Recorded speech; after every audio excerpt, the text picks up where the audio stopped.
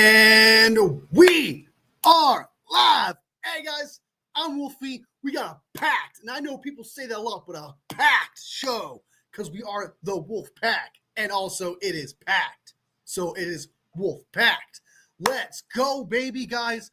We have some great news, some incredible news. It's not like, incredible news as in like it's a 49ers news, but Myles Garrett has requested a trade, so we'll jump right into that. I already made a video on it, so go ahead and check it out. Support your boy. I appreciate you guys so much. We'll jump into Nick Bosa talking about Robert SALEH and that situation. We'll also jump into what Eric Armstead said about Robert SALEH being hired because we all know that Eric Armstead currently plays for the Jaguars, so it's kind of interesting. And we'll jump into a few other things around the league that I have pulled up, just the latest 49ers news that relates to the 49ers, and we'll get your opinion on it, of course.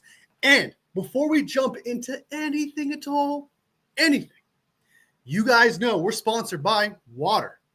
Without it, I wouldn't be here today. You wouldn't be here today. It's good for your skin. It's good for your body. It's good for your organs. And as Poggy would say, it's good for your colon. And that's always a good thing, right? So go out, get your water today because H2O, it's the way to go.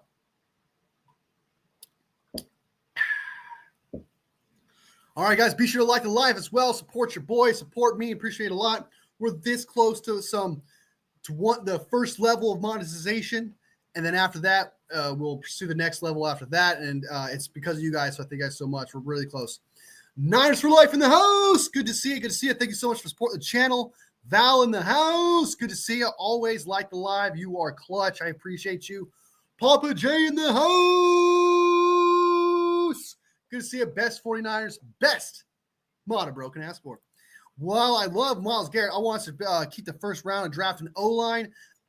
We'll jump right in that. I'll give my opinion on that real quick. I already made a video on it, give my opinion on that. And so that'll be the first thing we'll jump into. Myles Garrett requested a trade from the Browns. Now, requested trade is not a for sure thing, by the way. They could go through a whole battle sequence and be like, hey, please stay in this, whatever. Or this, I've heard this was talks that have been going on for quite some time now already. So where they probably just have a mutual respect by saying, hey, okay, we'll request a trade. Keep in mind, there's going to be the 49ers are not the only person. I think the 49ers are the only team that's going to try and pursue Myles Garrett. Obviously, you got other contenders out there that want to put their hat in the ring. So the price for Myles Garrett is going to be high. Okay, there's going to be a bidding war for the best pass rusher in the league. I think he's the best pass rusher, in my opinion. Best pass rusher, best just D-end in general, because he can set the edge, great run stopper. He's insanely good, okay? He's one of the best players in the league today in general. And right now he is – how old is he? Let's see what he is. See what pops up. He is 29 years old, turns 30 in December 29th. Hasn't slowed down, elite pass rusher. There are 3 positions in the NFL that are super important. Some say it's corners in that list too, but there's 3 top positions, which is quarterback, tackle, and D-end. And we are missing a D-end on the other side badly. It's not like we have a decent D-end anywhere. We do not. Myles Garrett would instantly put us onto the very top of no longer needing a D-end in the draft, that situation. The 49ers are not known to draft an offensive lineman in the first round. We've already talked about this before in the video I've made. They tend to go with either a playmaker of some kind or scoring touchdowns kind of type player.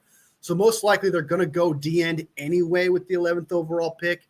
So I think if you're just going to do that anyway, go get a guy who's for sure going to get it. Give up a first-round pick next year if you have to. It's totally worth it. Give up a first-round draft pick and maybe a couple players that we can afford to give up, like Hargrave. We're going to cut anyway. Some people don't like Debo, even though it's going to be a kind of a cap hit, but I would get rid of him. Jair Brown, a lot of people don't like Jair Brown because they feel like he took a dip this year. We have Malik Mustafa, and it would open the door for us to go out and get a free agent safety, free safety that can go from sideline to sideline to take his place. At that point, if we end up going after Myles Garrett, I'm totally fine moving on from Greenlaw. Whatever money that you want to give to Greenlaw, put it into Myles Garrett. Whatever money that if you even considered bringing Hufanga back, put it into Myles Garrett, right? There's a way of making this happen. And another thing is some people talk about how T. Higgins is affordable somehow. People are saying T. Higgins is affordable. he's the kind of guy that we can get. He's going to be $30 million plus, people. All right, $30 million for another AB wide receiver, not even a top tier wide receiver, right? Just middle of the pack, number one wide receiver. I like T. Higgins. He's good, right? But I'd much rather put that $30 million that people say that we could afford into a wide receiver into Myles Garrett. We have AB, Pearsall, you have Cowling that you're working on, Juwan Jennings. You don't need another wide receiver, okay? And if you could afford T. Higgins, you could afford Myles Garrett, all right? And I know that Niners for Life said I'd much rather get an offensive lineman with the 11th pick. There is no offensive lineman at the 11th pick that's a bona fide, okay, this is a stud. Last year, there were some. I think the year before that, there was some. This class, when it comes to tackle, because tackle is what you get with the 11th overall pick. You don't get a guard. You don't get a center. You get a tackle because it's one of the top three most important positions in the league, right? You get a tackle with the 11th overall pick. There is no bona fide, like, the best tackle in the league. Best tackle in the draft that's going to be insanely good. Calvin Banks, I don't like him. He doesn't fit the scheme whatsoever, and I don't think he's good in general. I don't even have him in the top 5 tackle on my board, right? Josh Simmons tore his ACL. He's not going to be the same. He's probably not going to be drafted in the first round because of that. If Josh Simmons didn't get hurt, possibly him at 11th pick would be a total absolute banger of a pick, okay? Then after that, there is no Will Campbell is not a tackle. He's supposed, according to professionals, he's supposed to move to guard. Armando Membu is a risk based on height. There is no bona fide top tackle in this draft. There's a bona fide pass rusher in this draft, Prince Emmanuelu, I can't say his last name. Abdul Carter, if you want to trade up for him, you could do that. You can go ahead and Mike Green is moving up my draft boards that I wouldn't mind getting at 11. But however, I'd much rather get Myles Garrett than all those guys.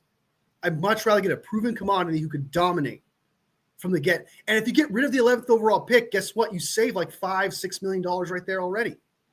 You save a shit ton of money by moving on from him and take that $5-6 million, move it into Myles Garrett. Whatever money you were to pay Dre Greenlaw, move it into Myles Garrett. So you pay an extra little bit more money for Myles Garrett in the end. Totally worth it. Totally worth it. Him across Nick Bosa, amazing. Nick Bosa has some injury issues as of late. And with Nick Bosa gone, we won't have to worry about it with Myles Garrett on the other end. D-tackle, guess what? You can get D-tackle in the second or third round in this draft. There's only one bona fide D-tackle in this draft worth taking 11th overall pick, which is Mason Graham. And he's not even projected to get anywhere past the 10th pick. It is a perfect situation for the 49ers to move on from the 11th pick. Give up a player like Jair Brown, right? Something else in general, right? And then give up another first-round draft pick next year, then a second-round pick next year, whatever it may be. There's 10 picks in this draft. Not to mention the 49ers absolutely suck at picking players in the first round. We all know that. So why take a lot? You could take a lottery ticket where someone else could take a chance on it while we get a bona fide guy who start from the get. A bona fide starter. And I understand that other teams are going to put their hat in the ring and probably give them a monster contract, a monster blockbuster situation. They're probably going to do that. But I want to see them try. Okay, if they fail, fine. I understand. It's technically a long shot, right? But Myles Garrett wants to go to a contender. And if he wants to go to a contender, I mean, it's very, very rarely it's going to have to get an extension where he's the highest paid player in the end this year. He might play on this contract this year, try to win a Super Bowl. The next year, probably ask for an extension of some kind, I'm sure. But if he's asking to be on a contender, I can't see him requesting, hey, let's get a guy who let's trade me there, then give me an extension. Teams that can afford it are like Bills can possibly go and get Myles Garrett. That could be an option for them. I don't know about the Chiefs. The Chiefs can let a couple guys go, which I really hate that a lot. But I've heard they're going to let go of Nick Bolton and a couple other, even Justin Reed as well. I've heard they're going to let go of the guys, which saves them a lot of money there where they could trade for Myles Garrett. There's a few contenders out there that could possibly trade for Myles Garrett in the end. The 49ers need to put their hat in the ring. I want to hear rumors. I want to hear sources saying that they tried. If they fail, fine. I'm perfectly fine with that. If they fail, whatever. but I just want to see them try. That's what I want to see because he's worth the attempt. He's worth putting your hat in the ring for.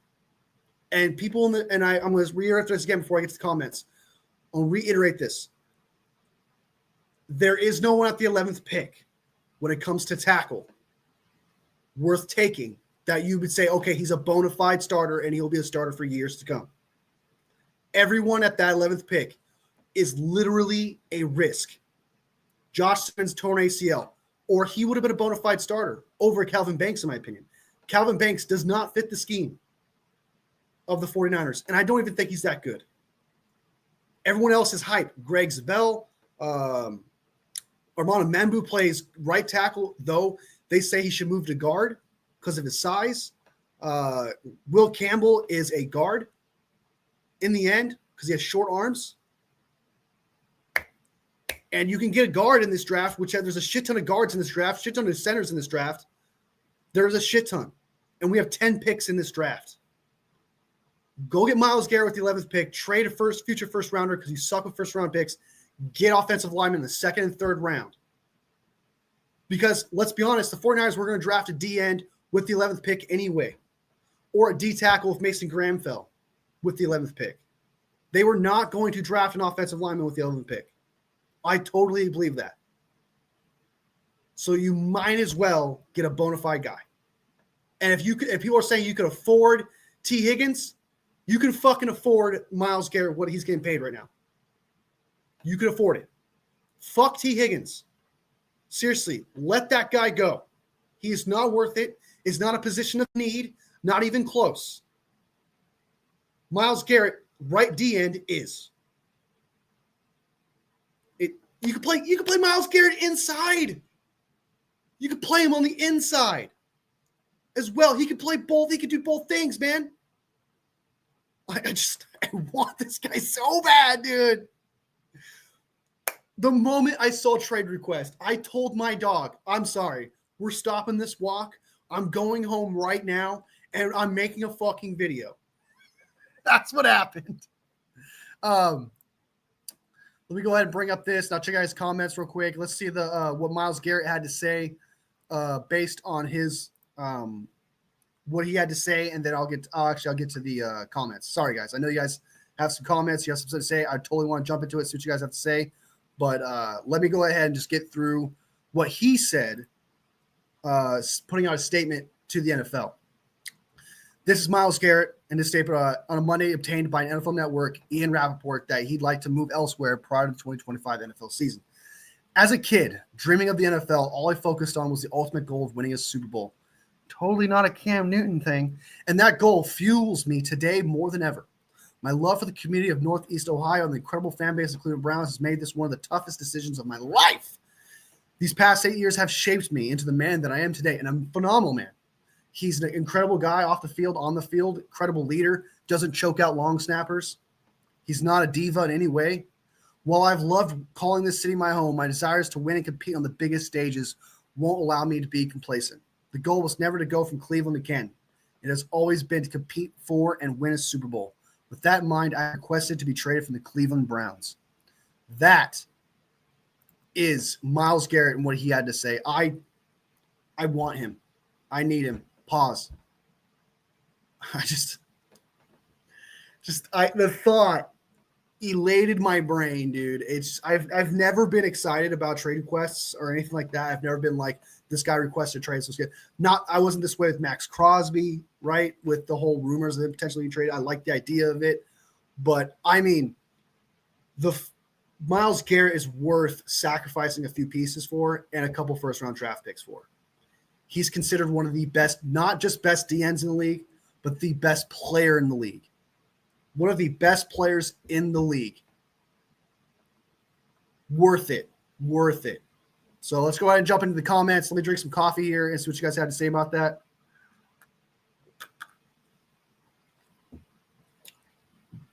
Oh. Hi, Val. Nice. Hey, we're showing some love. That's what I like to see. That's what I like to see. Honestly, with how bad the Browns franchise is, they're probably going to trade Garrett for a third rounder. Yeah, they'll probably like make a deal, like under the table deal with like, because GMs do that, by the way. Like if you're friends with the GM or whatever, they'd be like, hey, you scratch my back, I'll scratch your back later, etc. That happens. It doesn't have to be necessarily in a contract. Their relations are important. I don't think the 49ers have ever traded with the Browns that I can think of. I do know the 49ers took Hargrave from the Browns when they wanted them, so that could hurt. But at the same time, there's never really been a conflict between John Lynch and the GM for the Browns. It's really who can finesse the most, who can kiss the ass of the GM. I can't think of the GM's name right now. The most, right? It's going to matter. And if someone gets a cheap deal for Myles Garrett, like, whoa, like it's kind of like what with it's really kind of the Browns. It's not Odell Beckham Jr. situation like with the Giants. Giants were bitter, right? They wanted to send Odell Beckham Jr. to hell. They wanted to send him to a trash situation, being like, hey, you want to be a diva? Well, this is what you get. Because the 49ers were in talks to getting that guy and apparently offered a lot more than what the Browns ended up offering. They wanted to send him to complete shambles, and that's what they did. Myles Garrett, however, they respect, right? And there's been talks about a possible trade request from the get. And I got a feeling Myles Garrett was like respectable and said, hey, I'll respect you this year. Just give me the trade request next year if nothing changes. So if I'm the 49ers, man, I'm calling up that GM. I'm taking my shot. That's all I ask, man. I'm not saying, and I said this before already, I know that, but I'm not saying this needs to happen or fuck the 49ers or John Lynch, you suck. I just want you to try. I just want to see you put your hat in the ring. If the Chiefs end up getting him, fuck, that would suck. If the Bills end up getting him, that would suck. If the Eagles get him, that sucks. But I understand it's not that easy of just saying, here's the highest offer we can give you out of everyone. It's not as simple as that. Relations matter between GMs. You guys got to keep that in mind. So it just depends, man. You win some and you lose some. And it's not the end of the world if we don't get him. But if we get him, it changes a lot. It changes a lot. So I really want him. Good after Wolfie, Pop, and Jay, and Val, and everyone in the chat. And Nikita got 2 feet of snow in Canada. Bummer. Or if you like snow, that's awesome. We're showing some love. That's what I like to see. Wolfie need to make a Discord to add us and do a 49ers group. I do have a Discord. It's more of a co-host thing because some people want to do co-host stuff, but they don't do the email thing. So it's just to make it easier for that. I'll probably do a Discord later on in the future as I get bigger. Maybe if I get like 10,000, when I hit like 10K, I'll do like a Discord and stuff when I hit like 10K or something like that. But I use it for mainly right now for like co-hosts and stuff. So like 49ers Media can hit me up on Discord if he wants to do a show or something. Doing great, Michael. How are you doing? Hey, that's what we're doing. Just shoveling some snow. I don't understand why there were people saying Higgins to the 49ers. I don't understand it either. I think it's so fucking stupid, dude. That was the dumbest thing I ever heard, dude. Especially like it's not even a need. It's not even a need. And not to mention you can get a wide receiver in this draft who would be good. All right, if you really want T. Higgins that bad, you can get someone in the 3rd or 4th round. It's pretty good. I like Savon Williams from TCU. He's an absolute stud. He's 6'5". He can do I don't understand how he doesn't get more praise. Probably because he's not that fast, but he can do 50-50 balls. He's played running back, tight end. He's done quarterback, wildcat a few times. He could do it all. He's a do-it-all wide receiver. I love that guy from TCU, and I don't understand why he doesn't get enough love.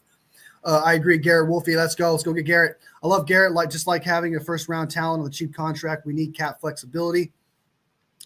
I understand that, but if you get rid of the first-round draft pick and the next year's first-round draft pick, you save like $11 million right there already. Right? You're saving a shit ton of money. And whatever cap you give to Greenlaw, whatever you were offering Greenlaw, you could add that to the situation as well. I mean, you don't need cap flexibility on the line as much anymore if you get Myles Garrett. So I understand what you're saying, but Parag will figure it out. The money situation, you were going to go out. People were saying, hey, we're going to go out and get a high-end free agent anyway with like T. Higgins and shit like that. You know, you're going to save a lot of money with Hargrave being cut. I understand, but it will be fine. You can afford Myles Garrett, especially on his contract. Hope Chiefs don't go for him. They're going to put their hat in the ring for sure. I think the Eagles too. If Howie Roseman does not try to put their hat in the ring, I'd be shocked. Howie Roseman is obsessed with trading. He's obsessed with finding the best players. Howie Roseman is one of the best, if not the best GM in the league. Let's be honest. I like John Lynch. I think John Lynch is a top 3 GM in the league, if not the second best. But let's be honest, Howie Roseman is number 1. I would say he's number 1. If he doesn't put his hat in the ring, I'd be absolutely shocked. Signing Higgins would be the stupidest decision ever. We already have way too many. Exactly. I think too much money typing wide receivers. Our friends could trade Ayuk to Buffalo. That was not possible. Save or cut money. That you wouldn't save money. You absolutely would not save money if you trade Ayuk. You see, I don't like some of these things that people bring up because it's not possible. Like if we traded Debo, that would be a severe cap hit. We would have a lot of dead money. If we traded Ayuk now, especially after we just paid his contract, that's like $40-something million against the dead money cap. We're not trading Ayuk. So if anybody brings it up, it's not happening. We're not trading Debo. If it does happen, they would have to take a severe amount of the money and the risk that Debo is not washed anymore. It wouldn't happen. Debo's not getting traded. Ayuk's not getting traded. I brought Debo traded for Garrett because it would be worth it. Like, fuck it. I don't care. Do it. But in general, those are not happening. Ayuk's not being traded. He just signed a contract, and if we traded him, that'd be too big of a dead cap money, right? And we're already cycling through players. Debo's not happening either. So if anyone brings it up, it's not happening. They're just talking out of their ass. It's not possible. It's not possible to trade them. Garrett is becoming Wolfie's Larry's Tanner Mordecai. Oh, no. I would say it's a different situation. I understand what you're saying, obsession-wise. Yes, I totally get that. But Tanner Mordecai is an undrafted free agent that doesn't really save too much money. Do you see Debo's restructuring his contract? No. I do not think Debo restructures his contract. If he did, I guess he could. But what would happen is if they restructured his contract, like, hey, we're going to trade you. What we're going to do is you're going to be $10 million this year, $10 million next year, void years down the line, and it's just going to affect the 49ers like $10 million against the cap down the line. That's what happens when you restructure a contract and you trade somebody, is that you add void years to the contract, so that way you can spread out the guaranteed money. They would have to do that, but to do that, though, Debo would have to be happy with not getting paid as much up front, and I don't think Debo's that kind of guy. After what happened last year, Ayuk isn't getting traded. He's not getting traded. Well, we should give Ayuk another chance because he will actually be attend training camp. I think so, too. I think people want to jump the gun on Ayuk a little bit. They want to hold Ayuk accountable a little too much with the things that happened, and I don't think it's fair. I understand that he had a bad year last year, but 1 year, I always say this, 1 year doesn't define a player, right? Especially one that's proven to be good throughout the years. He's proven to be good in 2022 and 23, especially for Brock Purdy, who we're supposed to sign at some point. You got to give Ayuk some room. You got to give Ayuk a chance to redeem himself. People want to jump the gun and say Ayuk is a shit player. He's not a shit player. It's too soon to say that. And if it happens this year and he turns out to be bad again, then you can say it. Then you can say it. But people like discounting Ayuk already is absurd. He's a good player. He has shown more good years than bad. And one bad year where he held out and there's a lot of drama, shit was awkward. And, it's too soon to be like, hey, Ayuk, you're bad. Get rid of you. People sometimes, man, I keep saying this, get way too much into their emotions. They get way into their recency bias of the things that happen now. It's you got to stop, think logically, look back at everything, and be like, okay, is this a one-time thing? Okay, bad things happen. Bad seasons happen. They happen. It's what you do consistently year after year after year that matters. We have to stop this. Everything that happens in 1 year is exactly how it goes forever. We have to stop doing that because you're just going to be angry all the time. You could be aware of it, but you're just going to be upset 24/7 for no fucking reason. Then you're going to be like proven wrong the next year, most likely. You're going to look like someone who's just upset about everything. We have to stop this everything that happens now is exactly how it is mentality. We're adults. We have to grow up and realize that bad things happen, bad years happen. It's just how it is. It's just how it is.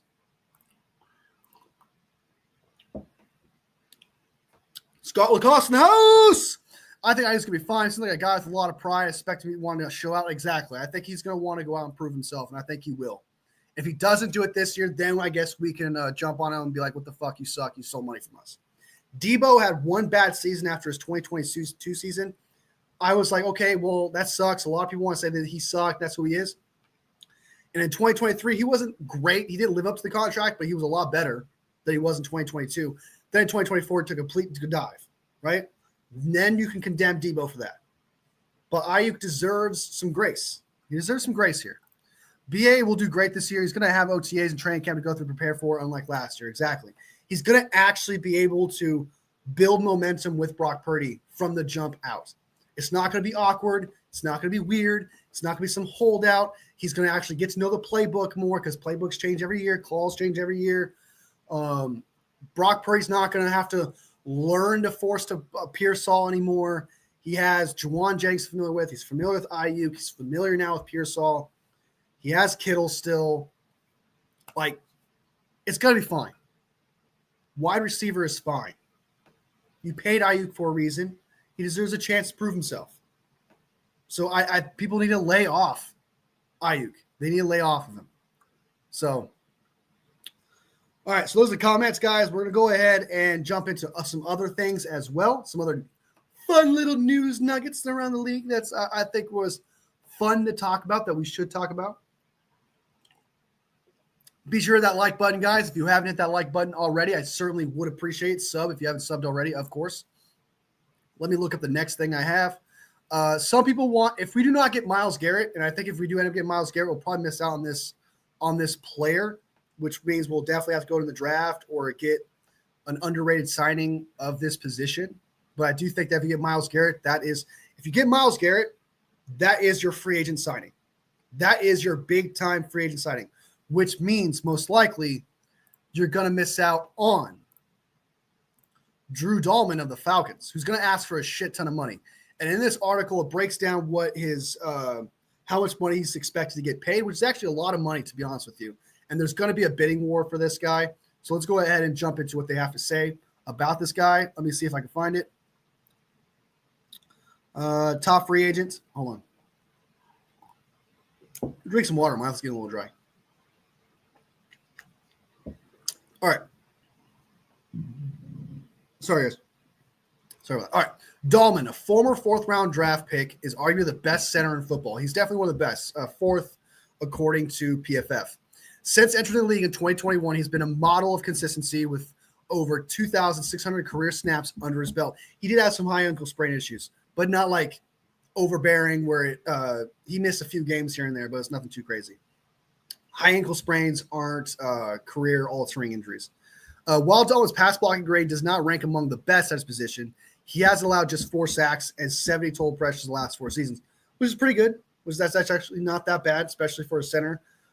Stellar numbers compared to his counterparts. Dahlman's bread and butter is his run blocking, which we do a lot of zone runs. You need to be good at run blocking if you're going to be on this team. An attribute sure to attract 49ers head coach Kyle Shanahan. In 4 years of the Falcons, Dahlman has a total of 2 90-plus grade run blocking seasons, according to Pro Football Focus.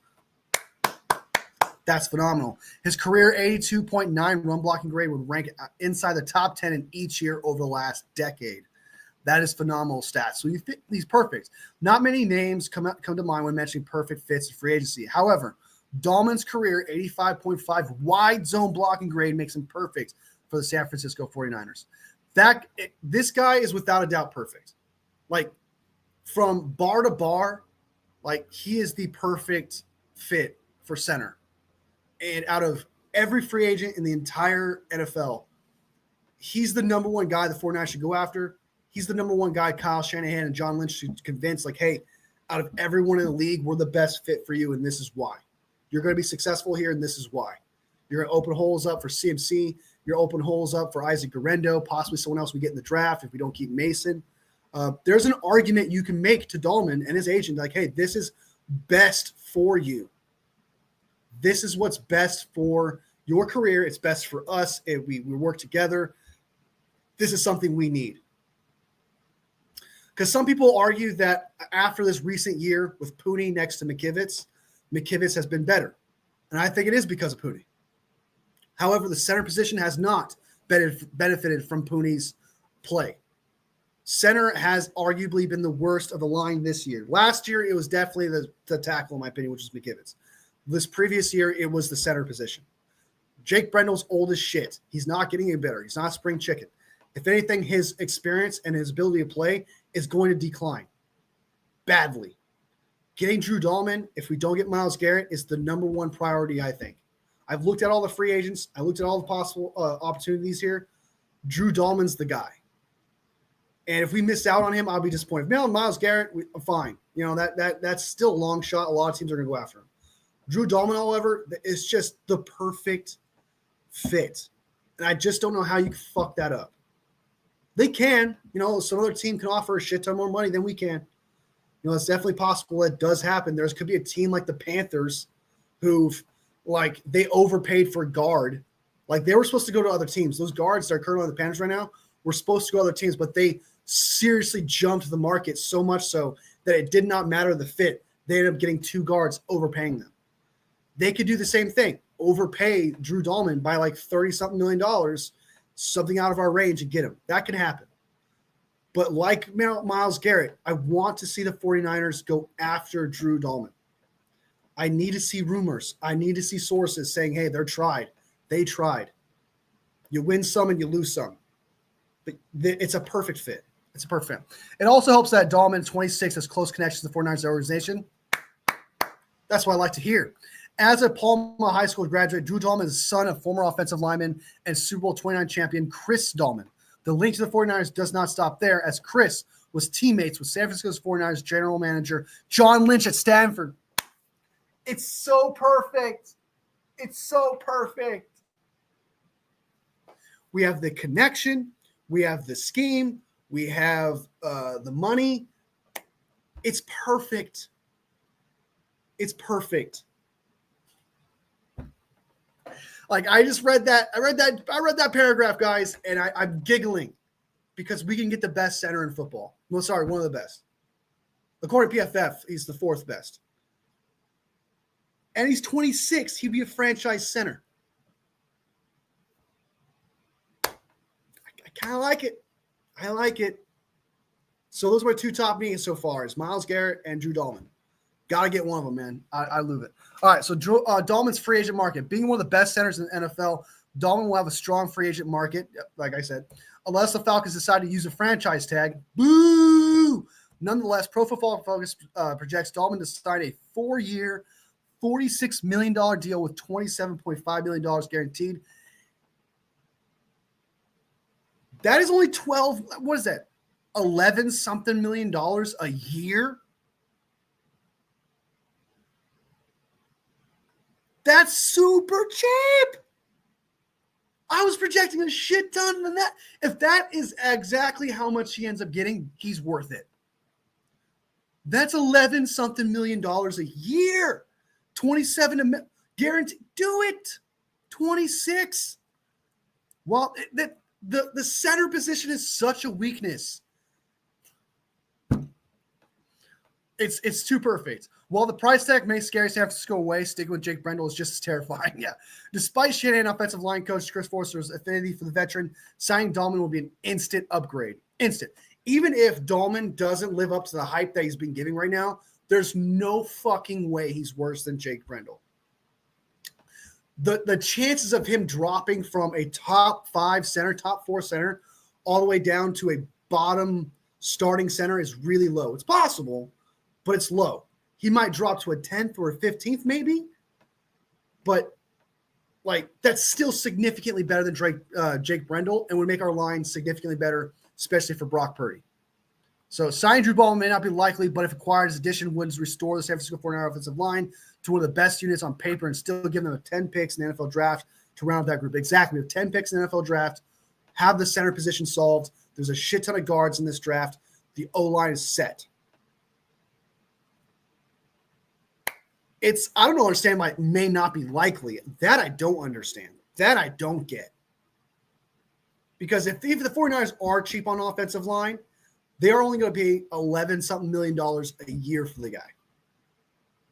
That's a steal. That is a steal. It's the cheapest, basically saying it's the cheapest position on the line, and it's the biggest need for the 49ers. And we have seen the 49ers spend money for Weston Richburg, who was supposed to be the best center at that time, and we got him. So the 49ers do recognize how important center is. They've recognized it before. So to go out and get Drew Dahlman would make sense for the 49ers, and I disagree by it being may not be likely. I think there's a likely chance it happens. I'm putting my name on it. I think there's a likely chance. They're going to at least put their hat in the ring, and we're going to hear rumors of 49ers are attempting to sign Drew Dahlman. You're going to hear that. I'm putting my name on it. If, by the way, if there is a disclaimer here, like in this article here, Drew Dahlman could get franchise tagged, traded like that, or they could re-sign him. They could re-sign Drew Dahlman. So, but if none of that happens, I'm excited. All right, so let's get some of these comments.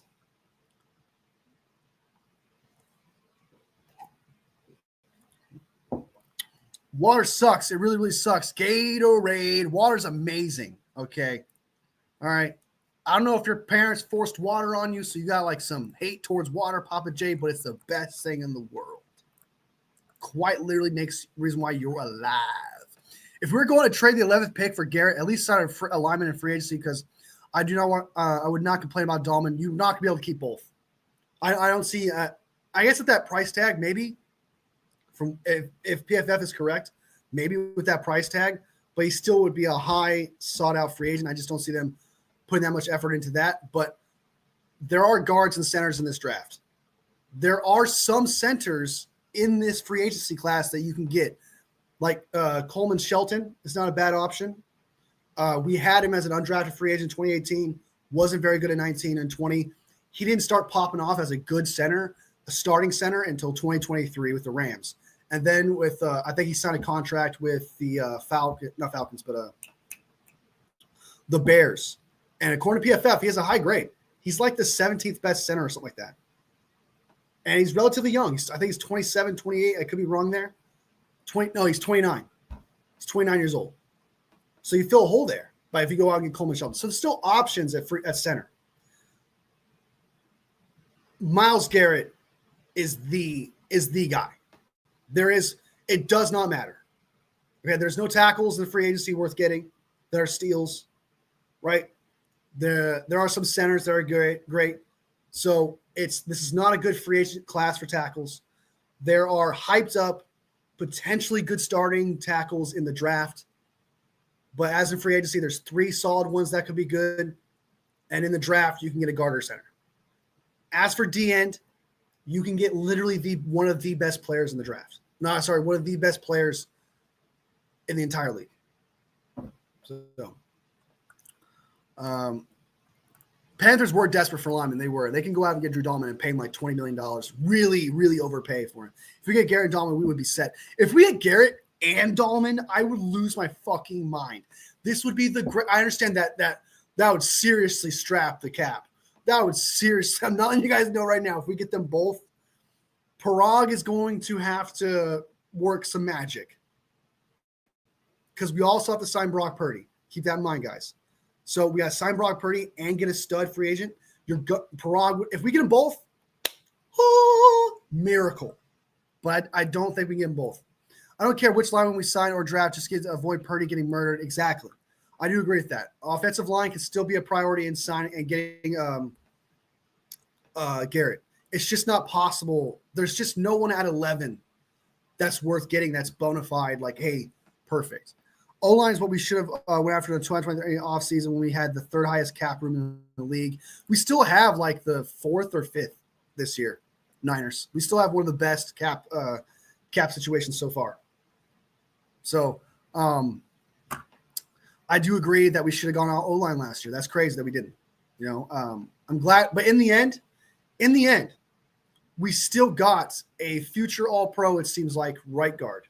We still got someone in the third round who, in a redraft, we would take in the first round.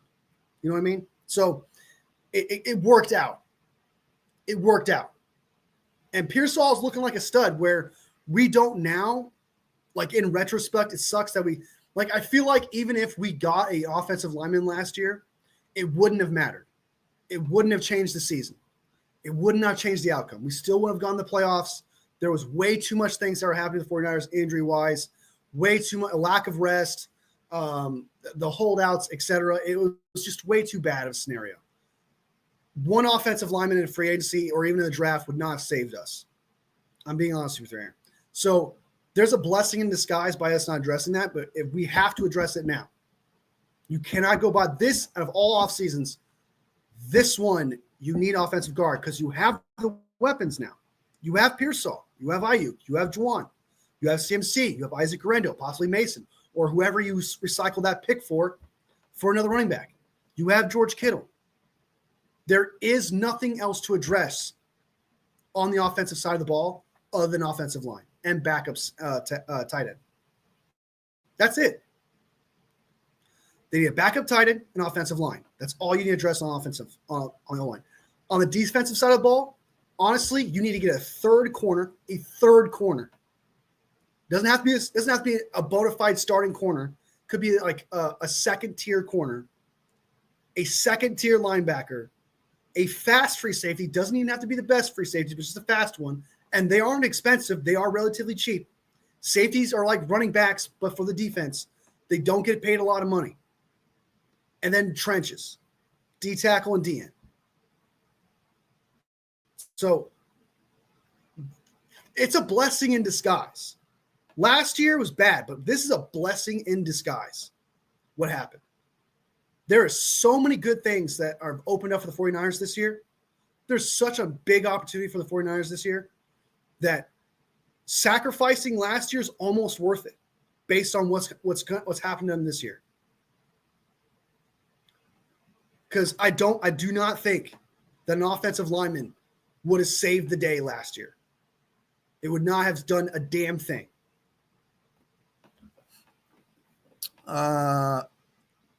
O-line is what we need at the third. I'm going in my doc's point. I'll be right back. Be safe. Hope it's good news. Our offense has been off to a great start. Exactly, man. This is probably the greatest start to a San Francisco 49ers offseason. I can't think of a better one on the top of my head, the start-wise. It could dip. It can dip. But when it comes to coaches, which is really fucking big deal, guys. That's a big deal. When it comes to coaches, perfect. A+ grade. It cannot get better. You got what is technically the best special teams coach on the market, and you got the best defensive coordinator on the market, and you got rid of Nick Sorensen, which every fan wanted. So that's dopamine hitting your brain there. You got rid of Brian Schneider. That's dopamine hitting the brain there. And Brandon Staley is no longer on this team. That's dopamine hitting the brain there. There isn't a single negative move so far. There hasn't been one, and usually by now there's one. Usually by now there's some crazy move that's made where we're like, whatever, I guess. Right? And you'd be like, okay, I'll be open-minded to it, But this has been perfect. The coaching staff right now is perfect. It does not get any better. How do you feel about DJ Reed if we lose Travarius Ward in free agency? I would love some DJ Reed. That'd be nice to get DJ Reed, but I doubt we can afford him. That's what I'm saying. I mean, I would love to have him, and maybe Robert Saleh can convince him, but I feel like a lot of other teams out there are going to pay him a lot more money than we could afford. And to be honest with you, I do not think we should target a top-tier corner. We have Lenore, who are paying a lot of money already, who can play inside and outside, just like DJ Reed can. And we have Green, who's a rookie deal, who's looking like a starting corner already. Great at man, great player. We need a second-tier corner. You do not need to have, and I mean this, you do not need to have a starting corner on all three positions. That's unrealistic. That never happens. You very rarely have a 1 through 32, all three of your corners, nickel and outside, being starters. You're going to probably have to get a guy between 32 and 64 at that point. And Reed is a starting corner in this league. So I want you guys to know you're probably going to get an underrated corner signing that you're just going to have to hope for the best. You keep in mind, there's usually two corners on the outside, which means that's 1 through 64. So if we end up getting, let's use PFF as a measuring stick, right? If you get a corner who's 45th among all corners, right, this previous year, that's a win because technically you have a second-tier corner that can play outside while you have Green and Lenore. So it's not the end of the world if we get a guy between 32 and 64. It's almost not the end of the world if we get a guy between 64 and 94. Not ideal, but realistic speaking, if you get someone like that, steal. It's almost the same thing with D-tackle. D-tackle is the same way. If you get a guy like, there's a guy in the Lions I like a lot who's 26 years old. He has a PFF grade of, he's like 41st in the league, right? You're like, well, that's a backup D-tackle. Usually teams are a 4-3. Or if they do a 3-4, they usually have two D-tackles out there. This guy is quite literally, he's like really good at pass rushing. He's like 44th in run blocking, run defending, and he's 41st overall according to PFF. Yeah, I can't think of his name. It's like Levi Onwuruke. He's 26 years old. Not going to ask for a shit ton of money. If we sign him, keep an eye. I want you guys to know I'll be excited. I'll be excited if we get that guy. He's 6'3", 290, 26 years old, stud. So when you look at D-tackle, if the D-tackle is ranked between 32 and 64, just like corner, that's a W. That's a W signing if you go by PFF. A lot of people love PFF. So I feel like why I wasn't expecting us to do so bad this season is that I really underestimate how much losing a great DC affects our defense. Yeah, DC's so important, man. Like what they do, and like when it comes to Steve Wilkes, yeah, he wasn't that bad, right? But like we were so spoiled with Robert Saleh that was groomed by Kyle Shanahan. We were so spoiled by D'Amico Ryans, who was groomed by Kyle Shanahan. Then we brought in Steve Wilkes, who didn't even know, like wasn't even the perfect fit for us, but we had to go with him because after being so much in the playoffs, we had to pick the next best thing, which was Steve Wilkes, because the rest of the coordinators were already picked off for other teams. So getting Steve Wilkes wasn't that bad. He wasn't great, but he was good. And then we just didn't appreciate what we have. And that happens. That's what happens when we get in our emotions. And this was what I was talking about earlier. When we get in our emotions and we think, we don't step back and think to ourselves, how much worse can it actually get? Just how bad is this actually, right? Sometimes we have to stop and do that. Stop, smell the roses. Stop and look at how much water is in the cup. Because Steve Wilkes wasn't that bad. The problem was a lot of 49ers fans wanted him gone. I think it's so frustrating that one of the things that pisses me off, that bothers me, is people are like, oh, Kyle Shanahan is so stupid, and so is John Lynch for getting rid of Steve Wilkes. Literally 90% of the fan base wanted him gone. So it's so hypocritical and so frustrating to hear that.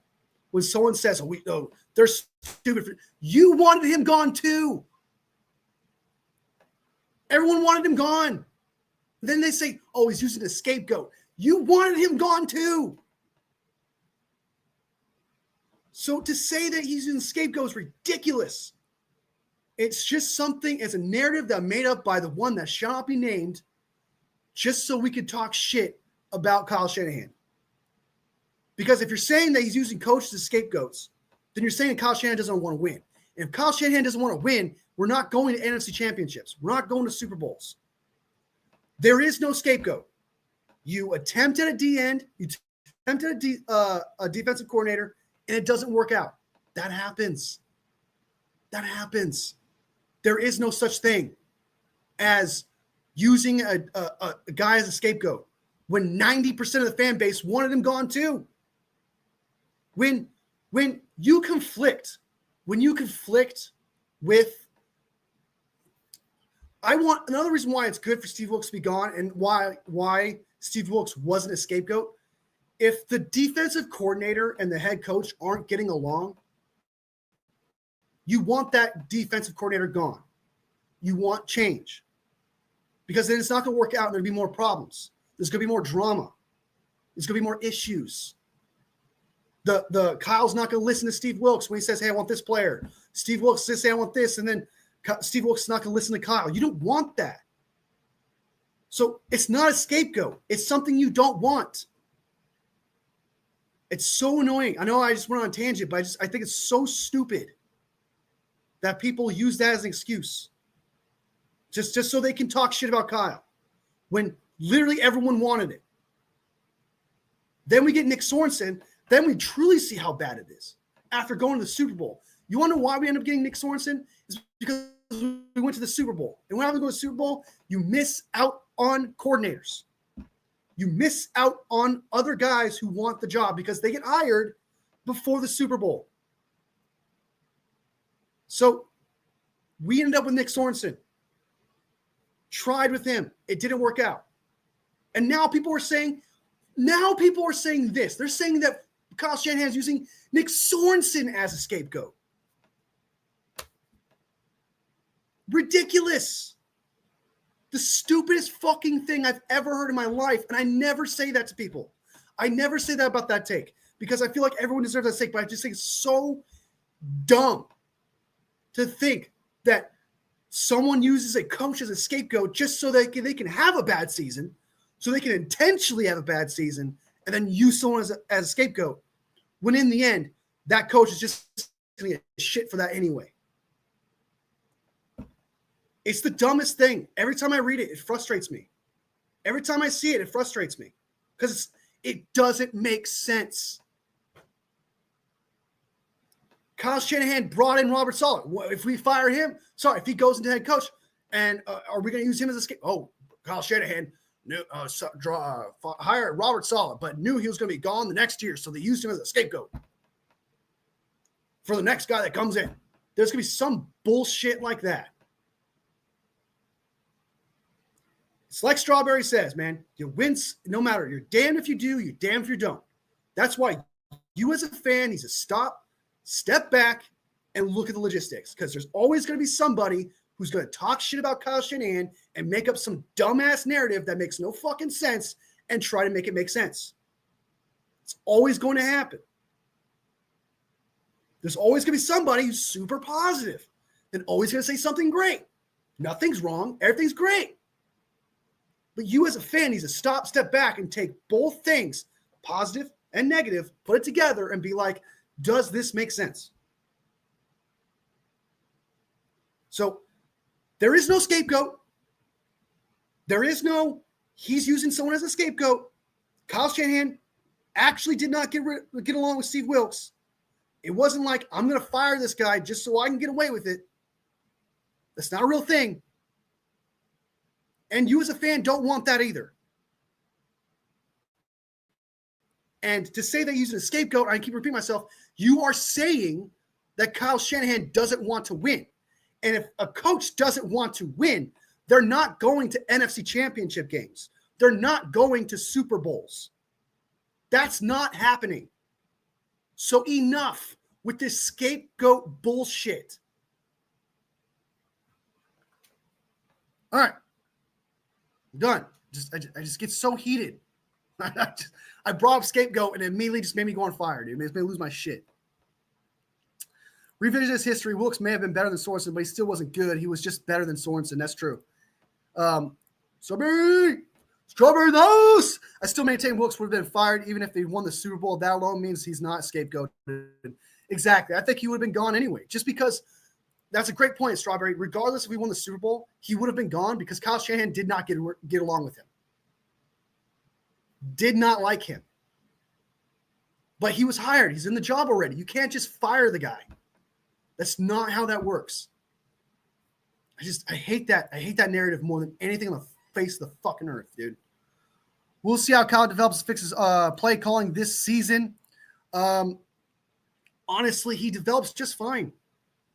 He's the reason why we have Robert Saleh. He's the reason why we had D'Amico Ryans. He's the reason why we have Robert Saleh now.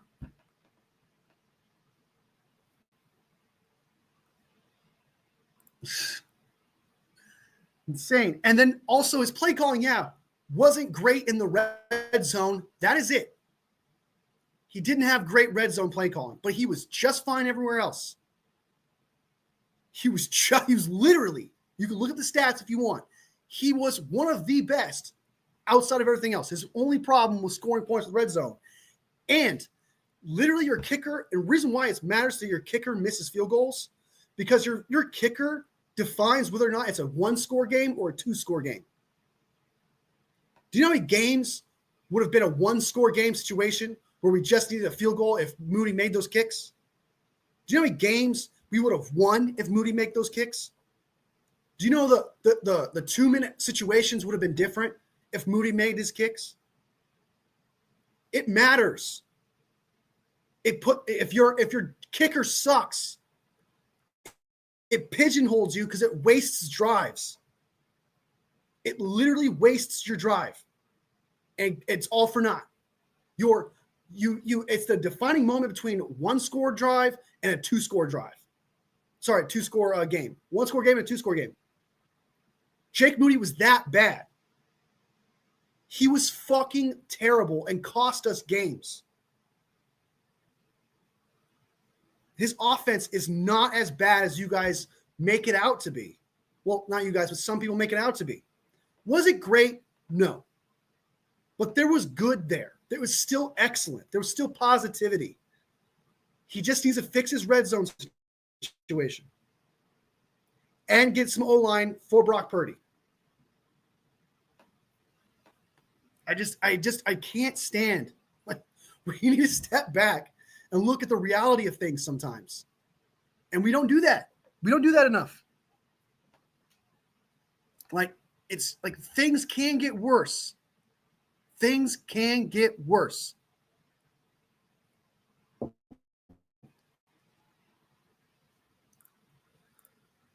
His play calling in the red zone was bad, but I think it was hampered by the fact that he couldn't block in the red zone for shit. Yeah, that's true. It was terrible. It was absolutely terrible. And I just don't think – I think red zone's an issue. Mason wasn't good either. Mason didn't help out. Mason, for some reason, when he hit the red zone, man, he couldn't decide. It's as if he got too excited about being in the red zone and too excited to being so close that I've literally seen Mason just run into the ass of the lineman. Couldn't decide on a hole. Where literally if he just took his first hole that he saw, it's a touchdown. I've seen it multiple times. It's more than just the play calling. I agree with Strawberry. It's more than just that. Players weren't doing their job either. It was a team effort in the red zone.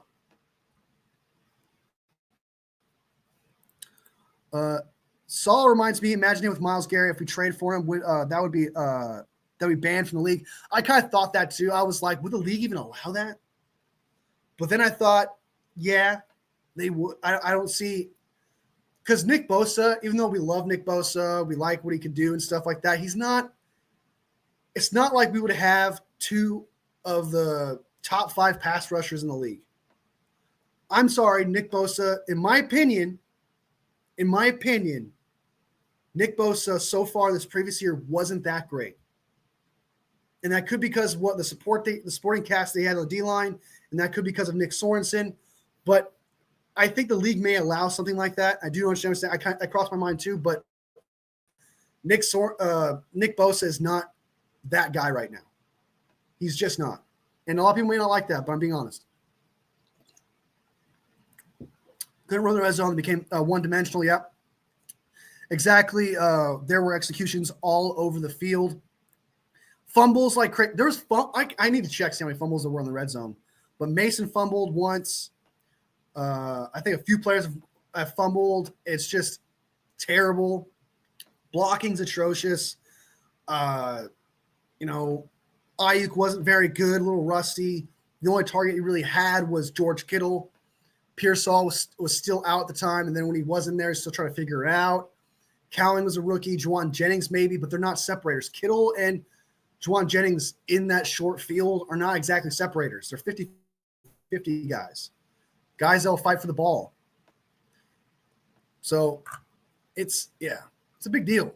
Like there's more than just the scheme with Kyle Shanahan was the problem. It's more than that. And I hate it, like us just blaming one guy for everything. Again, I don't think it was great. I think it declined a little bit, but it wasn't like, oh my God, he's the worst offensive coordinator I've ever fucking seen in my life. Bad. Couldn't run the red zone. Exactly. There were execution issues all over the field, and they didn't get better in the red zone the second half of the year, weirdly enough.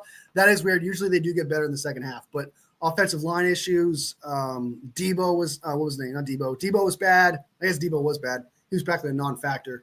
Ayuk was out. You just had Pearsall and Juan and Kittle. So now that I think about it, I kind of see how it kind of declined a little bit. You know, you kind of, the issue that I had with Kyle was that he took away Mason. And I understand Mason got hurt, but he took away Mason and put in CMC and really forced the issue with that. That's a criticism I'll stand with. You put way too much on CMC coming back. You put way too much in your basket on that one, for sure. Just fumble, Juice. Oh, that's right. Juice did fumble on the goal line. That's true. That was pretty bad. All right. So that was Drew Dahlman, who we talked about there. Let's go ahead and jump into the next news situation that we got here. Be sure to like the live, guys. If you haven't liked the live already, I appreciate you all. Hit that like button. Click, click, click, click. This helps me out a lot. And we're getting closer to monetization, guys. We're about to hit tier 1 of monetization where I can accept super chats, you know, and then potentially do a membership thing. I haven't decided what I want to do with that, but I'm going to think a few things to try to take advantage of that. The membership thing might be a game thing where I'll do some games, like trivia stuff, game stuff, videos, and then that'll be for memberships. I'll probably do something like that. And then super chats, obviously. And then after I get another 1,000 hours of watch time, I'll officially be monetized for ads. So tier 1 is super chats and possibly a membership situation. And then once we hit tier 2, I'll be available for ads, and that'll definitely boost this channel more. A lot more coming our way. They'll do a lot more. So, and it's because of you guys, by the way. So, and I know there's more stuff I'm going to cover right now, but I want to thank you guys because we're just about to hit it. Honestly, I think I should be hitting that tier 1 by sometime this week. I should be hitting it officially. And it's because of you guys, truly. Like, I might cry. Like, I might legit cry because this is my dream. And tier 1 would officially be like, okay, you're not exactly getting paid to do this, but people can support you easier. You can do membership stuff now. You can do a lot more fun things, and I can take it a lot more seriously than I am now. And it's because of you guys, man. This has been a journey. It's like, I just cannot thank you guys enough for it. Seriously, you guys stick in these lives. You give me the watch time. You give me the likes. You give me the conversation. You give me the awesome experience of doing this. Like, there's no regret in doing this. Like, I do not regret doing this at all. I do not, like, I went into this with no expectations, because if you do that with something like that, you know, it could be a miserable experience. You know, people could be douchebags. It could be just this terrible thing, but you guys made it an awesome thing. And it's really OGs like Strawberry, Papa J, Val, Juan, Niners for Life, all you guys. If I'm missing anyone, Michael, Nikita, all you guys seriously have made this an awesome experience. So, but yeah, let's go ahead and jump into the next things. So let's fucking go, says Papa G. Let's go. It's all you, Wolfie. If you build it, we shall come. Let's. Oh, man. It's nuts. All right, let's go ahead and jump to the next thing, which is what the fuck is this? Oh, that's not Eric Armstead. Let's jump to the Nick Bosa thing, talking about Robert Saleh. This is Nick Bosa talking about Robert Saleh, what he had to say about the situation. And I kind of liked it. I truly liked what he had to say. it's a little kind of gives you a peek around the curtain of a few things that happened. And he also talks about Dre Greenlaw and what he thinks of the situation. So I actually, it's not just some dumb things he says. I actually kind of like what he had to say. Nick Bosa hasn't stayed silent following the end of the 2024 season. He understands that San Francisco 49ers are undergoing major roster transition with some teammates departing like others, like Dre Greenlaw. They still have a chance to return. Bosa made sure to address the situation. Did I bring it up? Boom! Pa! All right, here we go. Speaking of NFC sports, Bay Area Bosa expressed his desire to hold on. Let me bring him up. All right. Desire to see Greenlaw back with the 49ers next season. Obviously, we want him back. I know Saleh is very adamant about that. So Saleh has gone out his way to say, "Hey, I really want Dre Greenlaw back." So do I. I would love to have him back too. However, he acknowledged that the final decision rests with Greenlaw. Greenlaw is going to go and do what's best for him, and he should do at that point in his career. I agree. I think he took a second-tier contract already. I think it was like a 2-year one. It's his time. I understand he's coming off an Achilles one where he did show some fire in a couple games, but he was still a little bit winded in a few games. So I don't know how much money he's going to end up getting. I don't think it's going to be top tier because of that, because of the injury-prone situation, and you don't know if he can stay healthy for so long. Which might help out the 49ers. That might be very beneficial for the 49ers because he might not get that much money. And someone has pointed out that Houston might give him that money. Fine. Go right ahead. He deserves it. But I don't think we should break the bank for a guy like that. But if Saleh can convince him to stay, if there's anyone that can convince Dre Greenlaw to stay, I think it is Robert Saleh. A lot of people love Robert Saleh. A lot of players respect Robert Saleh. And I think that's why I think that's actually a great thing for our defense, considering the holes that we have, right? Like Robert Saleh is not only a good defensive coordinator, he's a good negotiating piece for teams to join the 49ers. So this could be very good. And we can actually, there's a possibility we can keep Greenlaw. There's actually a possibility, an even better possibility now that we have Dre Greenlaw. Sorry, that we have Robert Saleh to keep Dre Greenlaw. Dre Greenlaw has been with the 49ers since 2019 season, spending his entire NFL career at San Francisco. His 2022 and 2023 campaigns were among his best, recording over 100 combined tackles in each. However, injuries have limited him in 2024, holding him to just 9 tackles. Yep, that's Super Bowl injury, man. That's Super Bowl injury, man. It's brutal. Beyond Greenlaw's future, Bosa also expressed his excitement about Robert Saleh to join the team to strengthen defense. Familiar face, a guy that I've missed, kind of didn't know how good we had it when he was there. He FaceTimed me recently, and it was just great to see him. He's a great person and an awesome coach. I'm so excited. I like that he expressed that because I feel like every 49ers fan can get on board with that, with what he's saying. Like, we didn't know how good we had it, man. We truly did not. With D'Amico Ryans and Robert Saleh, you did not know how good we had it, dude. And it's good to know that the players also feel that same way. You know, we can get on some common ground hearing that from Nick Bosa. Dre Greenlaw's 24 salary and future contract. Greenlaw has earned a base salary of $8.1 million in 2024, the final year of his 2-year, $16.4 million contract signed in 2022. That's what I thought. At 27 years old, he could be in line for another significant deal, potentially worth even more. I mean, like what, $10 million, $12 million for someone like that? 49ers defensive struggles and Saleh's impact. Bosa believes Saleh can help revive a defense that ranked 29th out of 32 teams last season. I haven't seen that ranking yet, but if it's 29th, that's bad. I've not seen 29th ranked, but if that's that bad, that's bad. The return of the foreign defensive coordinator appears to be a move Kyle Shanahan also wanted. I know Kyle. I talked to him before I left, and he was excited to try to pursue him. I haven't talked to Kyle, but I'm sure he's resting easy.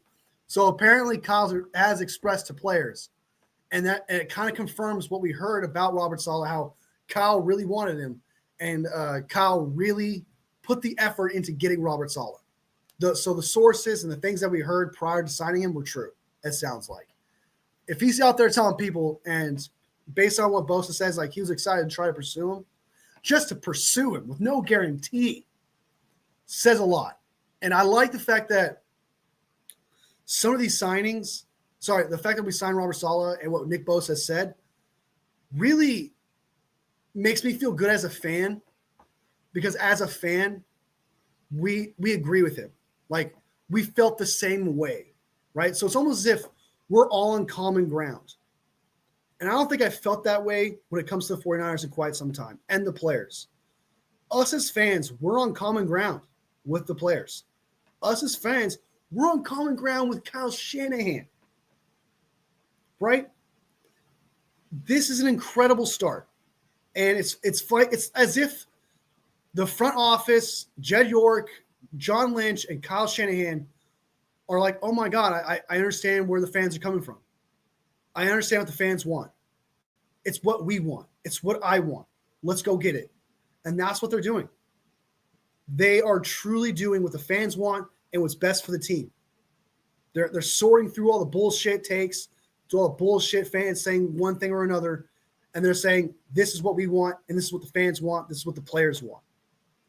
We are all on common ground. This never, ever, ever, ever happens. I have never been this happy as a 49ers fan in an offseason ever. So that's what they had to say. And I really truly feel like that. I truly feel like that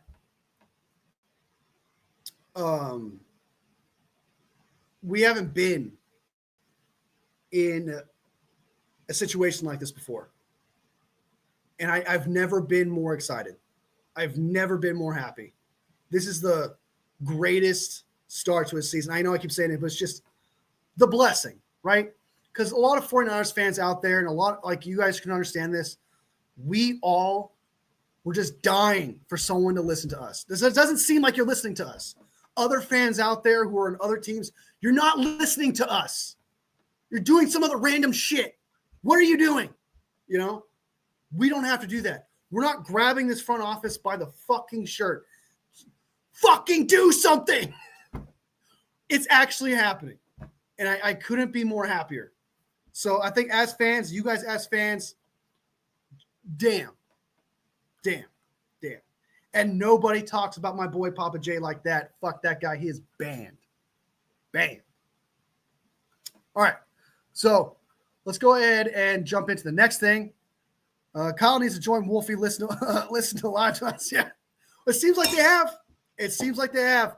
And listen to other fans as well, man. Kyle's been doing everything you could a fan could ask for. John Lynch, and I want to give credit to John Lynch as well, because John Lynch is making decisions too. He's doing also things that the fans want to. He's making the best possible. And it's not just what fans want. It's what is literally seems like the most logical thing to do. That's what he's doing. So you cannot, and I know some people still don't like Kyle and they still want to hold things against him and stuff like that, even John Lynch too, but I don't see how you could talk shit about them right now. There's nothing that they're doing right now that gives you pause. If anything, restores your faith. It's incredible. It's absolutely incredible. So let's go ahead and jump to the next thing. You the man, Wolfie. I appreciate it, man. I got you guys back. We don't put up that bullshit here, man. We have peaceful conversations.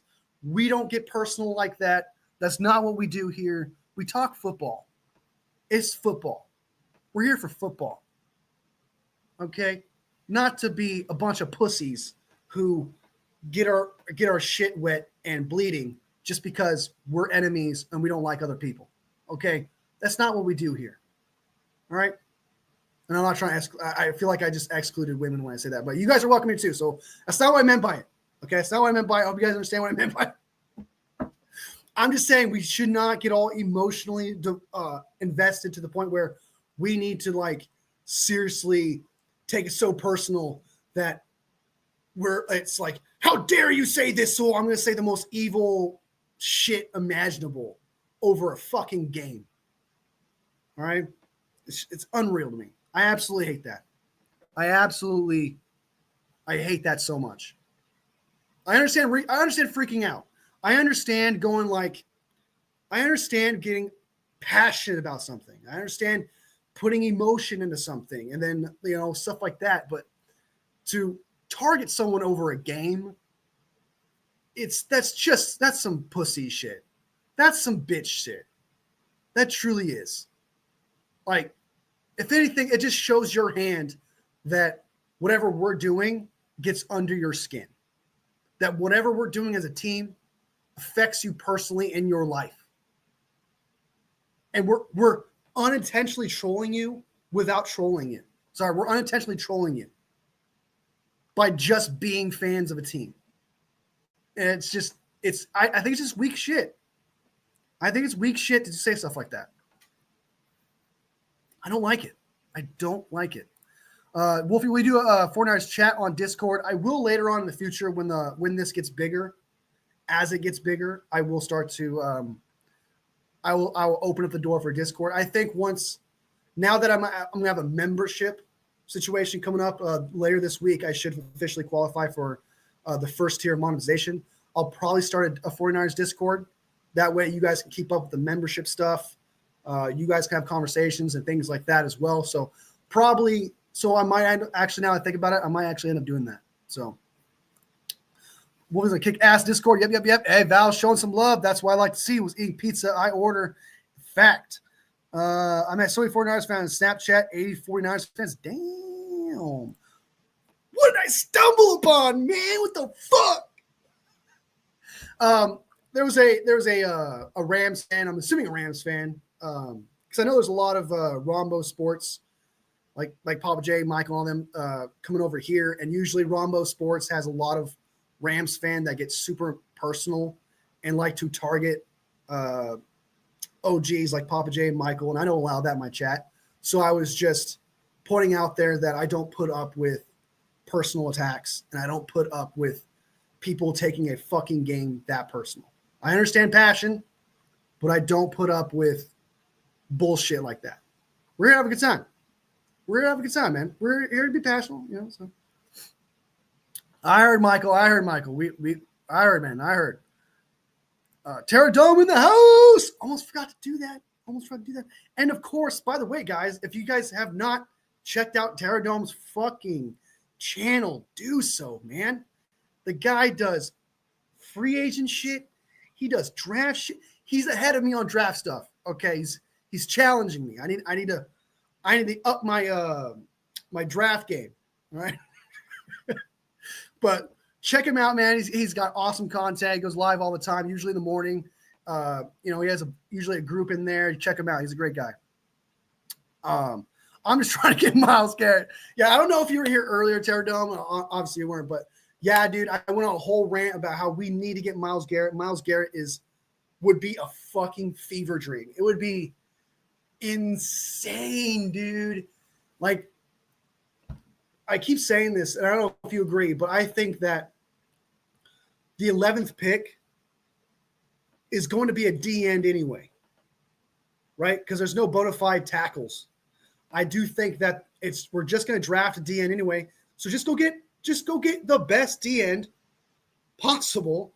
People are talking about how we can afford T. Higgins somehow for $30 million. We can afford Myles Garrett then. If we get Myles Garrett, I will absolutely lose my fucking mind. I will be so excited. There will be no need for, well, I guess we still need to draft a DN because you want a guy who can, depth pieces, etc. But it would no longer be a necessity where you have to draft one. Because right now we're in a situation where we have to draft a DN. We need one. We have to. We get Myles Garrett, it doesn't force the issue. At that point, you just get you can draft one in the 5th, 6th, 7th round, 4th round, even 10 picks in the draft. It doesn't become a necessity. Then you can just focus on O-line, D tackle, and then second tier to third tier players like a third corner, a second linebacker, a free safety, that, etc. Right? It no longer becomes a necessity if you trade for Myles Garrett.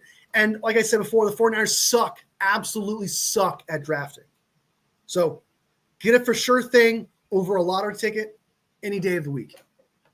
trade this year's first, next year's first, Jair Brown if you have to, Hargrave, since you're going to cut him anyway, trade Hargrave. It's just there's an opportunity, but just to go over it again, we have to keep in mind that we are not the only team that's thinking this right now. We are not the only Super Bowl contenders. I do think we're Super Bowl contenders that are thinking to ourselves, we can get this guy if we really try to pursue it. Because Kansas City Chiefs might be able to get him because they're moving on from what I heard from Nick Bolton. I heard they're moving on from there's another player they're moving on from where they can take that kind of cash and put it into Myles Garrett. And I don't want to see that, but the Chiefs could trade for him. The Bills could trade for him.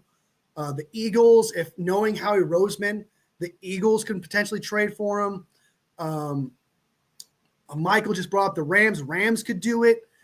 And their D-line is already stout with Jared Verse on the other side. Jesus Christ. So there's still other teams that could pursue him. So the only thing at the end of the day, Tara and everyone else, I'm assuming you guys were here, I just want to see a report that the 49ers tried.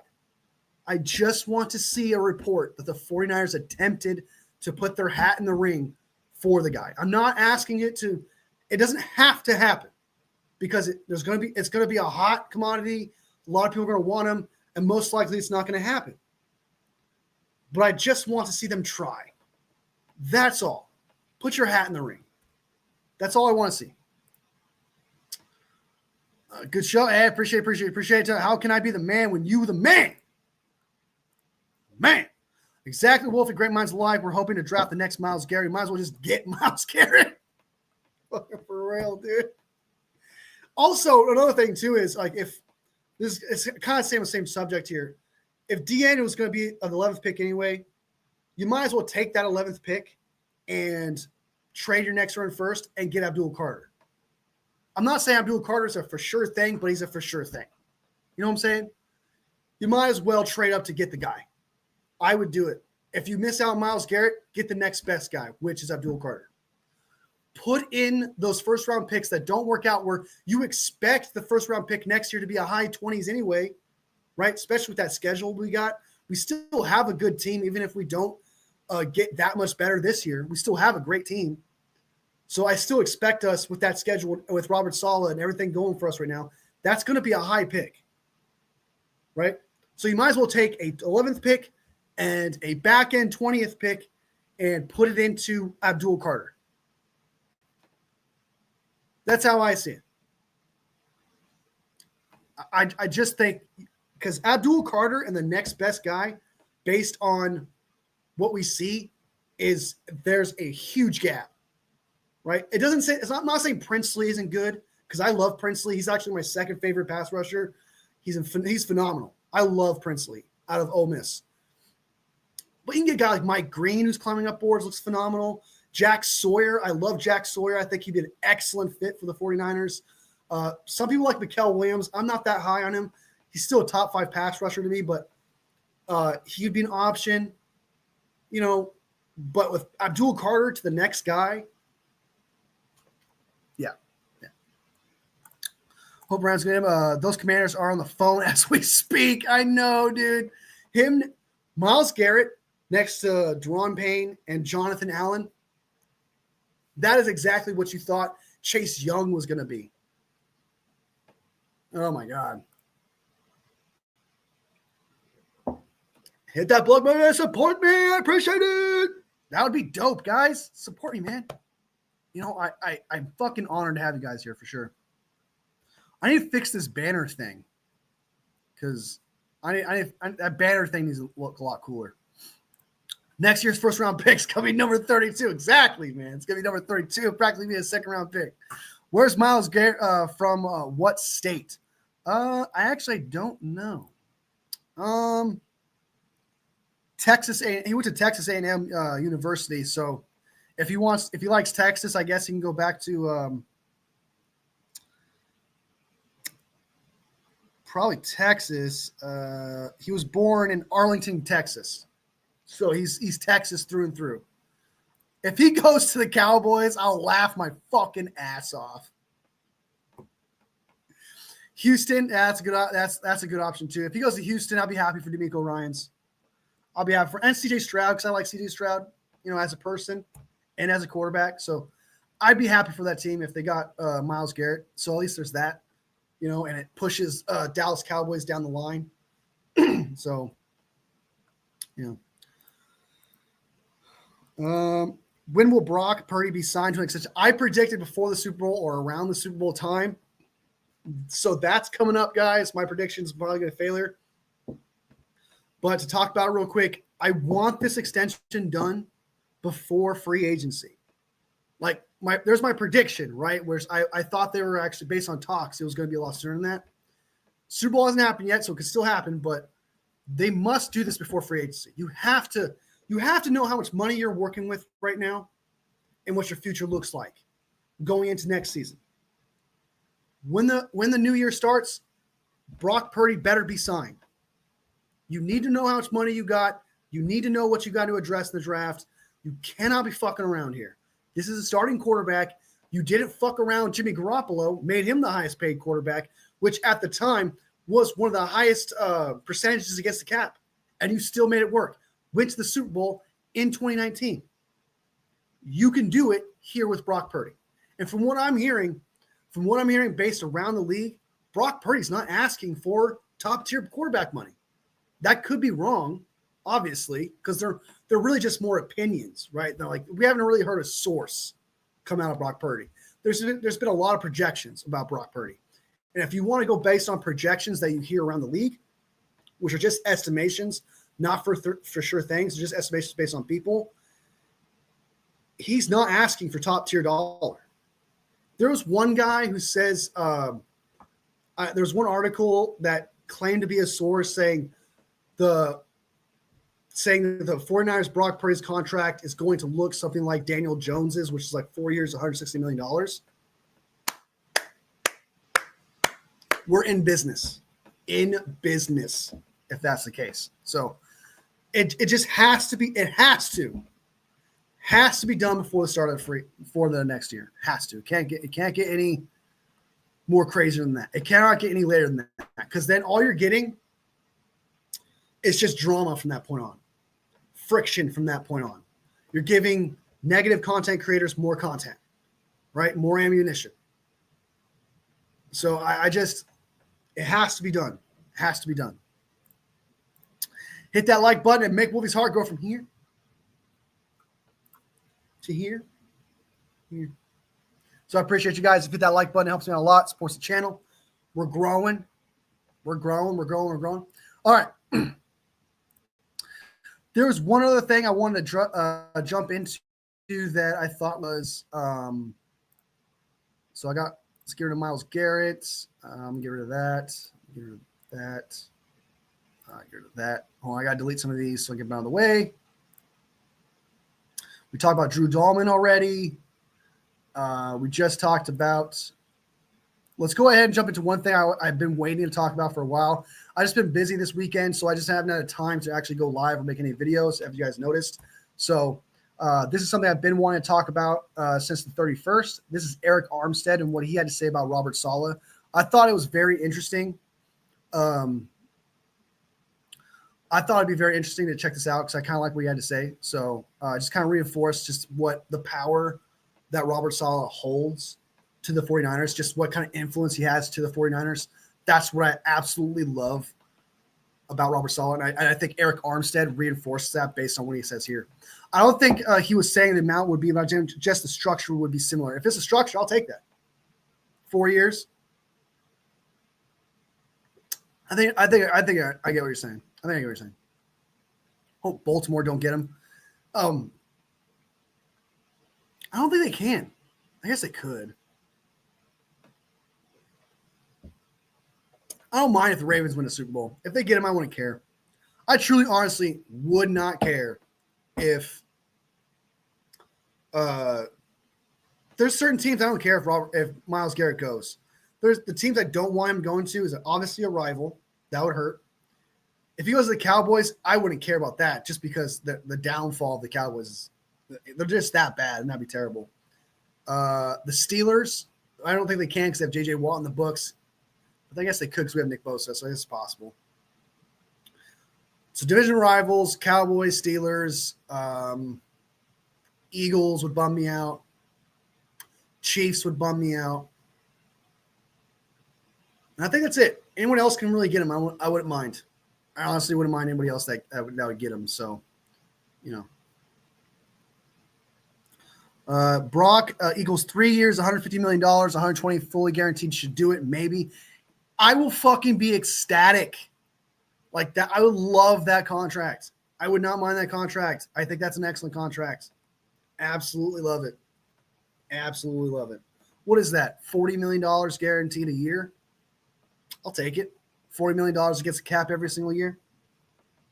I'll take it. That would put us from like $60 million, I think we're at right now, down to $20 million, though. So it's kind of a big deal. Because guaranteed money is what affects the cap. So, and you can't really separate it that much. I guess you can backtrack it, possibly put like $80 million against the cap in like 2027. You can do something like that. So, yeah.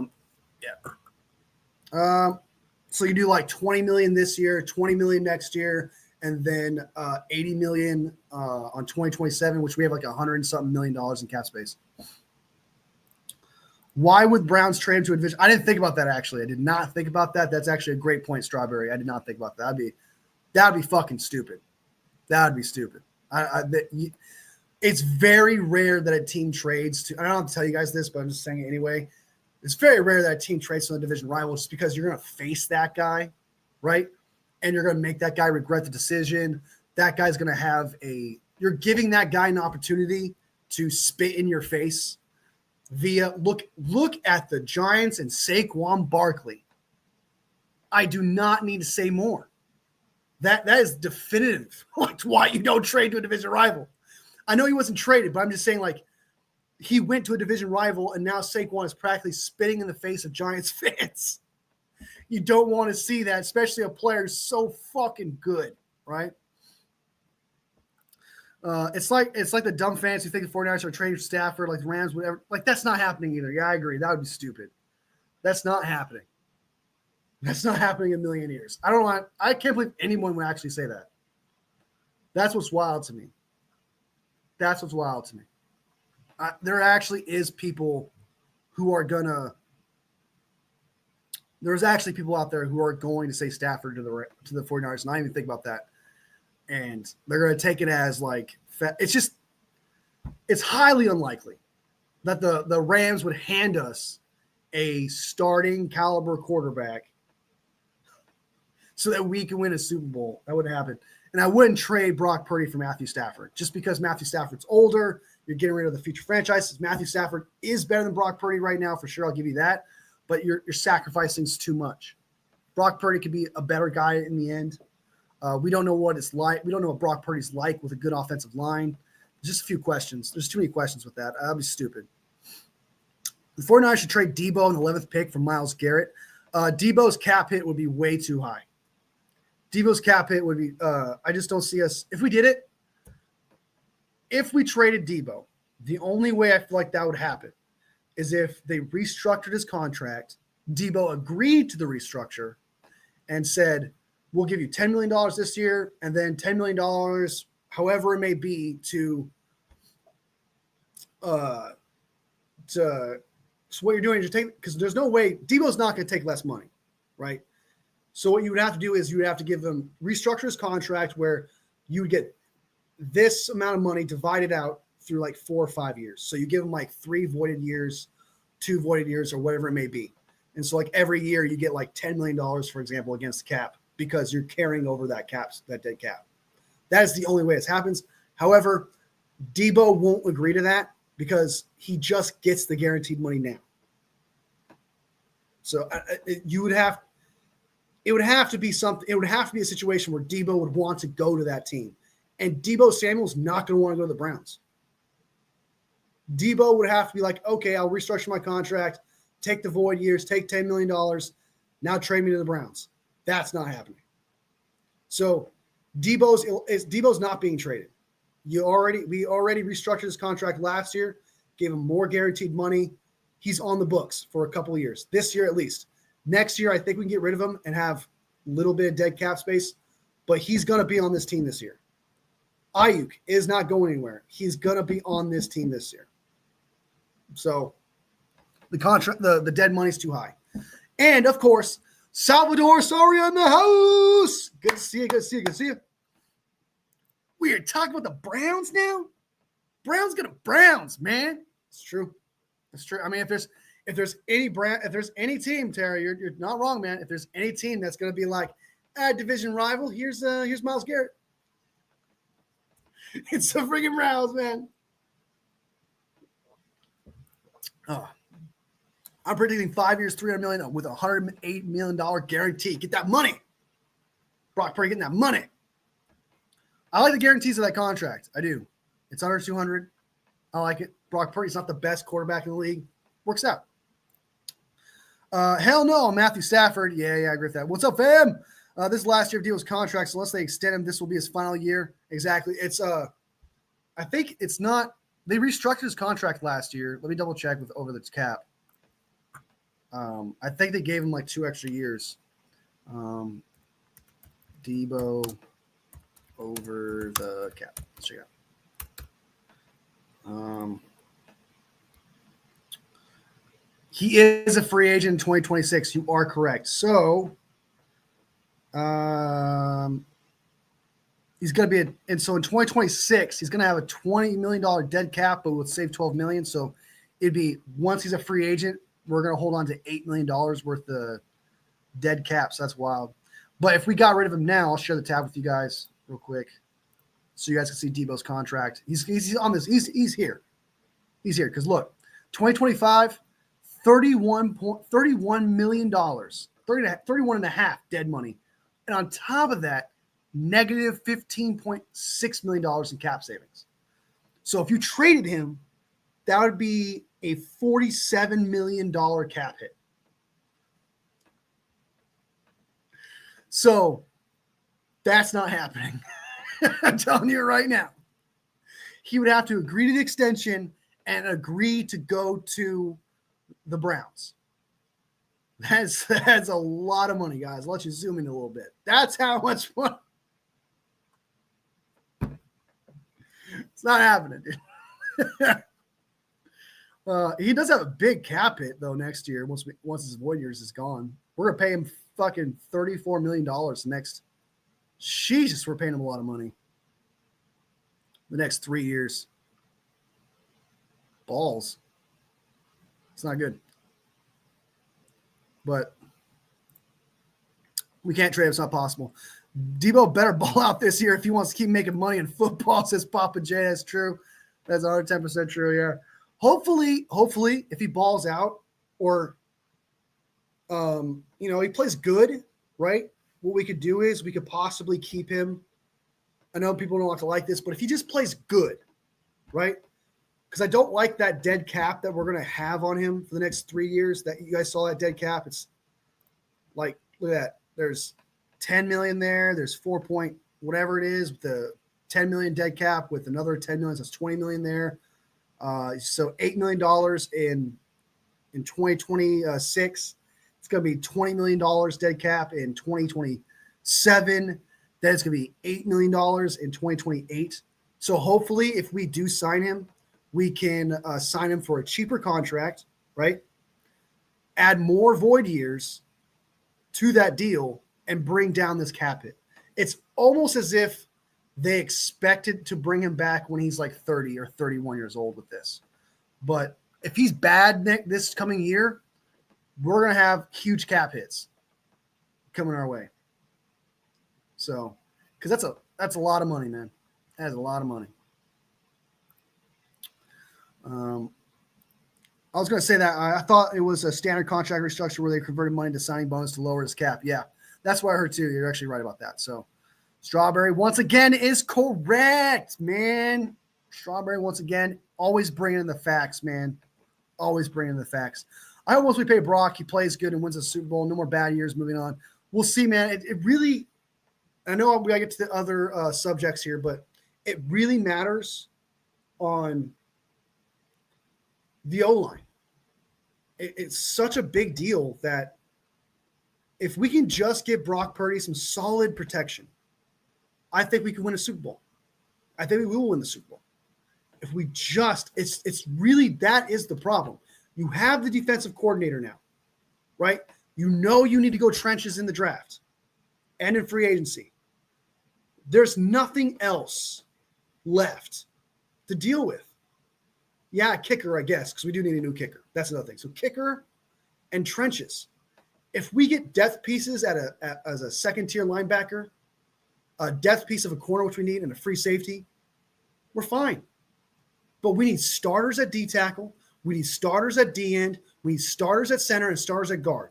Because even though I do not like McKivitz at right tackle, if we're talking about this year speaking, Pooney and McKivitz, Pooney's been helping out McKivitz. And so the tackle position with that situation has been better. Guard and center needs to be addressed. Absolutely needs to be addressed. There's no excuses there. Guard, center, D tackle, D end. So that's 4 solid starting positions you needed for sure to get at. The rest you can save money on. You don't have to make it a priority in the draft. Would you like to see it? Sure. I would like to see a corner in the 3rd. I'd like to see a linebacker in the 4th. You have 10 picks. 10 picks to work with. So this is an excellent situation. 10 fucking draft picks. $60 million in cap space. Such an opportunity. Such a good fucking situation for the 40. Us having a shitty year last year is a blessing in disguise, if you think about it. So it's such a blessing in disguise, man. Oh my God. So what should the 49ers do to get Myles Garrett? JC Captain Niner Massey in the house. He's a former content creator, guys. Check him out as well. He makes content. Check him out. Good dude. You know, I usually don't agree with too much of his takes, but good guy, though, still. We get along. You know, I like him. He's a good guy. Give up all the picks for Myles.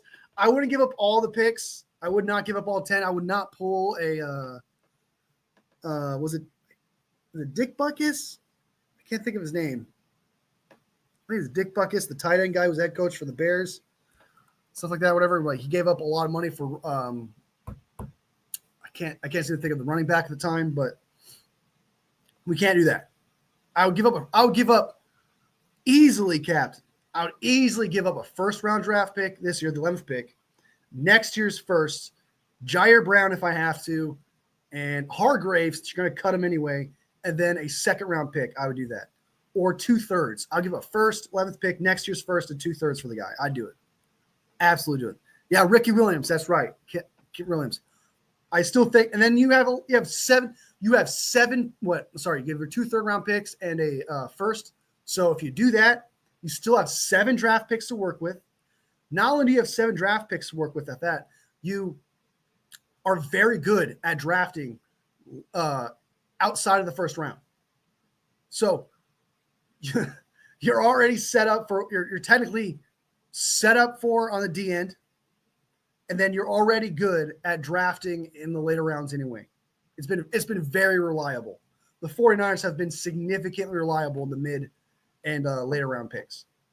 So I agree with you. And then not to mention, you can take you at that point, if you get Myles Garrett, trading your 11th pick and next year's 1st and 2/3 or whatever for the guy, at that point you can commit next year's 2nd, a couple, maybe a 5th or a 4th next year, and move up in the draft if you really want to address needs. Because the needs are not that much. You do not have that many needs, right? You have, we just went through it. You have guard and center. You need to get starters there. D tackle and D end. Myles Garrett would solve that problem. So now you have 3 needs for a fact. That's it. I understand that if Dre Greenlaw is gone, you have a little bit, but that's still a 2nd linebacker. You still have Fred Warner. You need to get a corner, but it would be your 3rd corner. So you're not asking him to be a top 32 corner at that point. You have 3 positions at most you need to address. 4, and Myles Garrett would solve one immediately. And you have 7 picks and picks you can use next year. And like Captain said, I didn't know this, which is awesome, $6.5 million for the next 2 seasons. He might ask for extension the next year after that, right? Or my ask for extension to whoever he gets traded to. That is yet to be seen. But if he doesn't ask for a contract extension or more guaranteed money for wherever he gets traded to, this would be awesome. And Michael, like I said, Falcon Center we can go after. So we at that point, if Myles Garrett doesn't ask for a restructured contract with that $6.5 million, like Jason Captain here brought up, great information there, by the way. Shout out to him. We could afford Drew Dahlman. That means we can get Drew Dahlman and Myles Garrett. And if we got both those guys, that solves two positions there. Now we just have two positions we have to worry about: D tackle and guard. There are a shit ton of guards in this draft. I disagree with this assessment, but a lot of people disagree with me on this too. That D tackle is a shit ton of D tackles in this draft. So you have a shit ton of draft picks where you address where there's a shit ton of that position in. You solve the issue with the center. You solve the issue with the D end. It's like I could see it. I could see the greatest start to the San Francisco season ever. It's possible, man. It's so possible. God. It's just, but again, guys, we're not the only teams that's going to be pursuing this dude. So the only thing, and I hope you guys can agree with this, that I see is that we all just see the 49ers try to do it. Attempt to see it. I just want to see articles around the league saying, Ian Rappaport, other people as well saying, hey, they tried. That's all I want to see. Because you got to keep in mind, if there's like 10 teams that go after him, that means there's at least 10% or lower chance that you get him. So it's not the end of the world if we don't get him, but we at least got to try. You got to put your hat in the ring, especially considering if the 49ers had a rookie D-end or a D-end that actually worked out, was decent and good, that would lower our chances of getting Myles Garrett. However, we don't have a D-end. There is no good D-end on this team other than Nick Bosa. So it helps us out a lot. I just imagine both Bosa and Garrett together too. And oh my God, dude. I just want to see that so bad, man. I want it so badly, dude. Salvador, I want that. I truly, truly want that more than anything. When I'm bringing this up. I already brought it up before, but I'll bring it up again. When I was walking my dog this morning, we had to cut it short. I was like, all right, I'm sorry, baby. We got to turn around. I got to go home and make a video because I'm way too excited about this. So, oh my God. Two-headed monster, Kong and Godzilla. Oh, that'd be a great name. Oh, it might be a little racist though. So maybe that won't work out. It might be a little racist now that you about that. So, but I know what you mean. I know exactly what you mean. That two-headed monster situation. But yeah, I do like the it would be crazy. Craziest thing I've ever seen. And with SALEH as well. Exactly, dude. Just you guys see the vision. You guys see the vision. And it's not just me being overexcited. That's the one thing I was really happy about, that I wasn't the only one just being like, everyone else sees the vision of Myles Garrett and Nick Bosa and Robert Saleh. And Chris Forrester, not Chris Forrester, but Chris Kasurik. Just that whole shebang. That would literally be all grass, no bricks. Oh my God, dude. Make it happen, bro. Make it.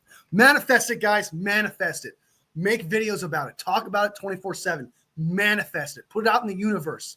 Let the atoms move the way it needs to move. Let the matter move the way it needs to move to make this happen. Okay?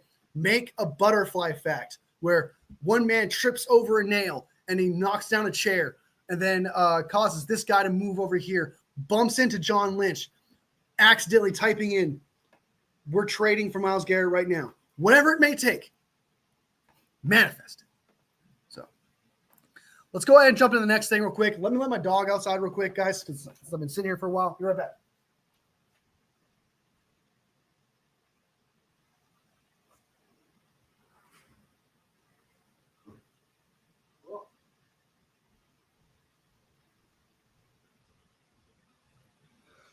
Okay, let's go ahead and jump into the next thing real quick that I liked hearing about Eric Armstead and what he had to say about Robert Saleh. Let's go ahead and do that. Bring it up. Boop. Boop. All right. Eric Armstead texted Warner after the 49ers rehired Saleh as DC. This is what he had to say, so let's just cut to the chase. My throat, I'm like dying over here, guys. I am dying over here. Fred Warner posted a picture with Robert Saleh on Instagram after he went back there, and I sent Fred a message. I said, dang, I'm jealous. This is Eric Armstead talking about how he would love to be with the 49ers again because of Robert Saleh. I don't want Eric Armstead. I thought he was injury prone. When we got rid of him, I was actually happy about it. I understand that he was a stud in the playoffs, but like I'm enough with the injury prone players, right? I'm totally fine with moving on from Eric Armstead. I just want to put that out there. I know some people wanted to keep him, et cetera, but I'm happy he's gone. All right. I'm glad that we moved on. I understand the D tackle situation is pretty bad, but like he wasn't reliable anyway. So, and the D tackles we picked up just didn't work out. You know, they took shots on Hargrave. They took shots on other people and stuff too, but just didn't work out. Saleh is one of the best coaches I've ever played for. He's truly a special coach. He brings that energy. He cares about his players. Schematically, he's elite. And he has the experience.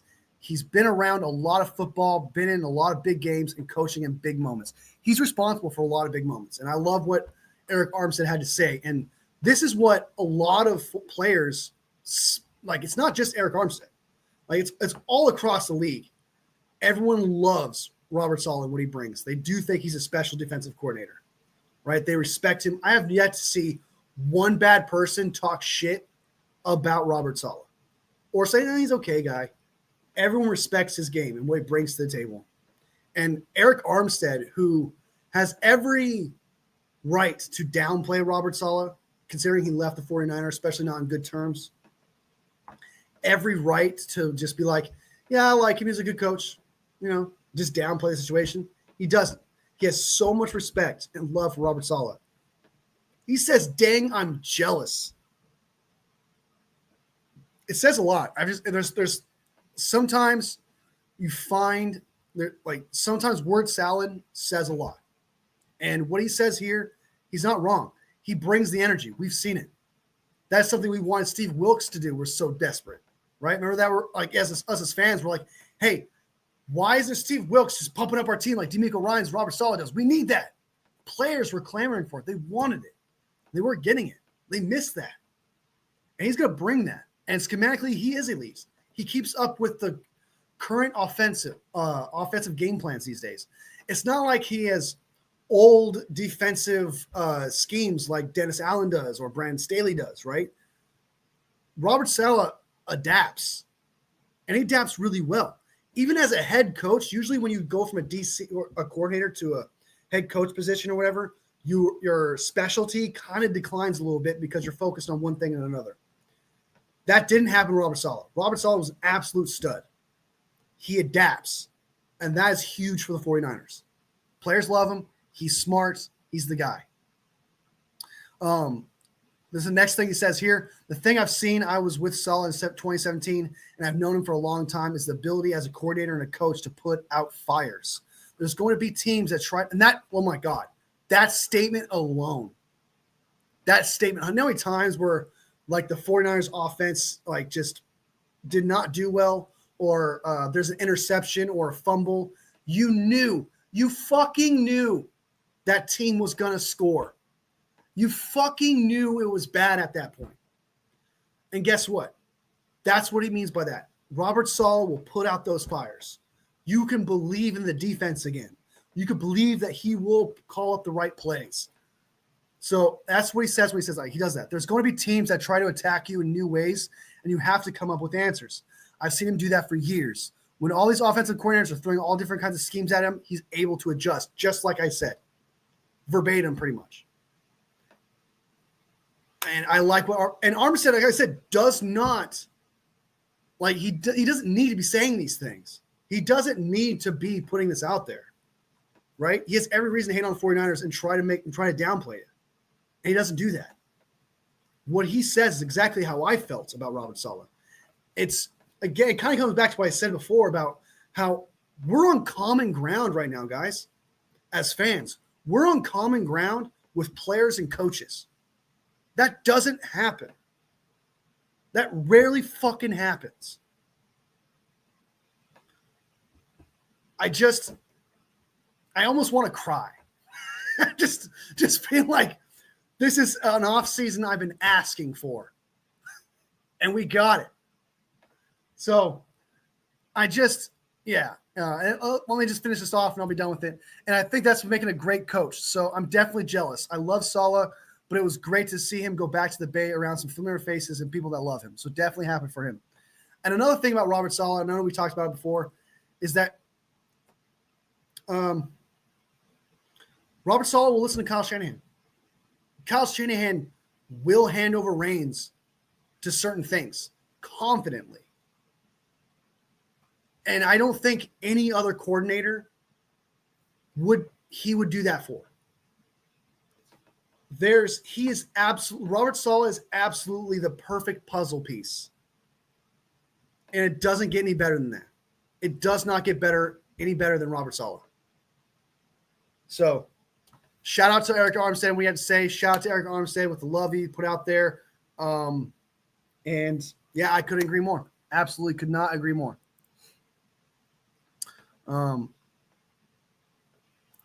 Lynch definitely needs to make the call right now. Salvador, yes, go get Myles Garrett, man. At least try. Has Armstead been injured this season?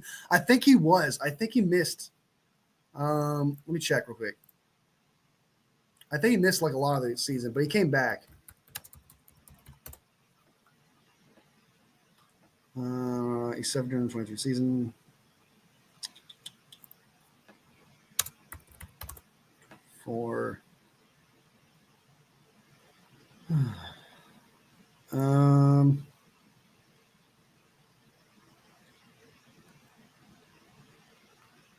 So apparently, according to this AI response here, Eric Armstead had knee injuries in the offseason after saying meniscus injury. Obviously, we know that. With his final season with the 49ers, he missed all of training camp with the preseason. So, and apparently the Jaguars moved him to D end, then D tackle. So he was a D end more so than a D tackle, according to this.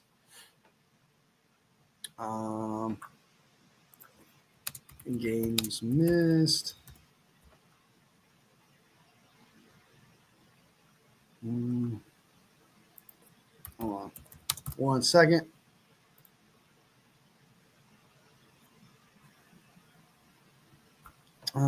It did say he missed some games. Eric Armstead missed the final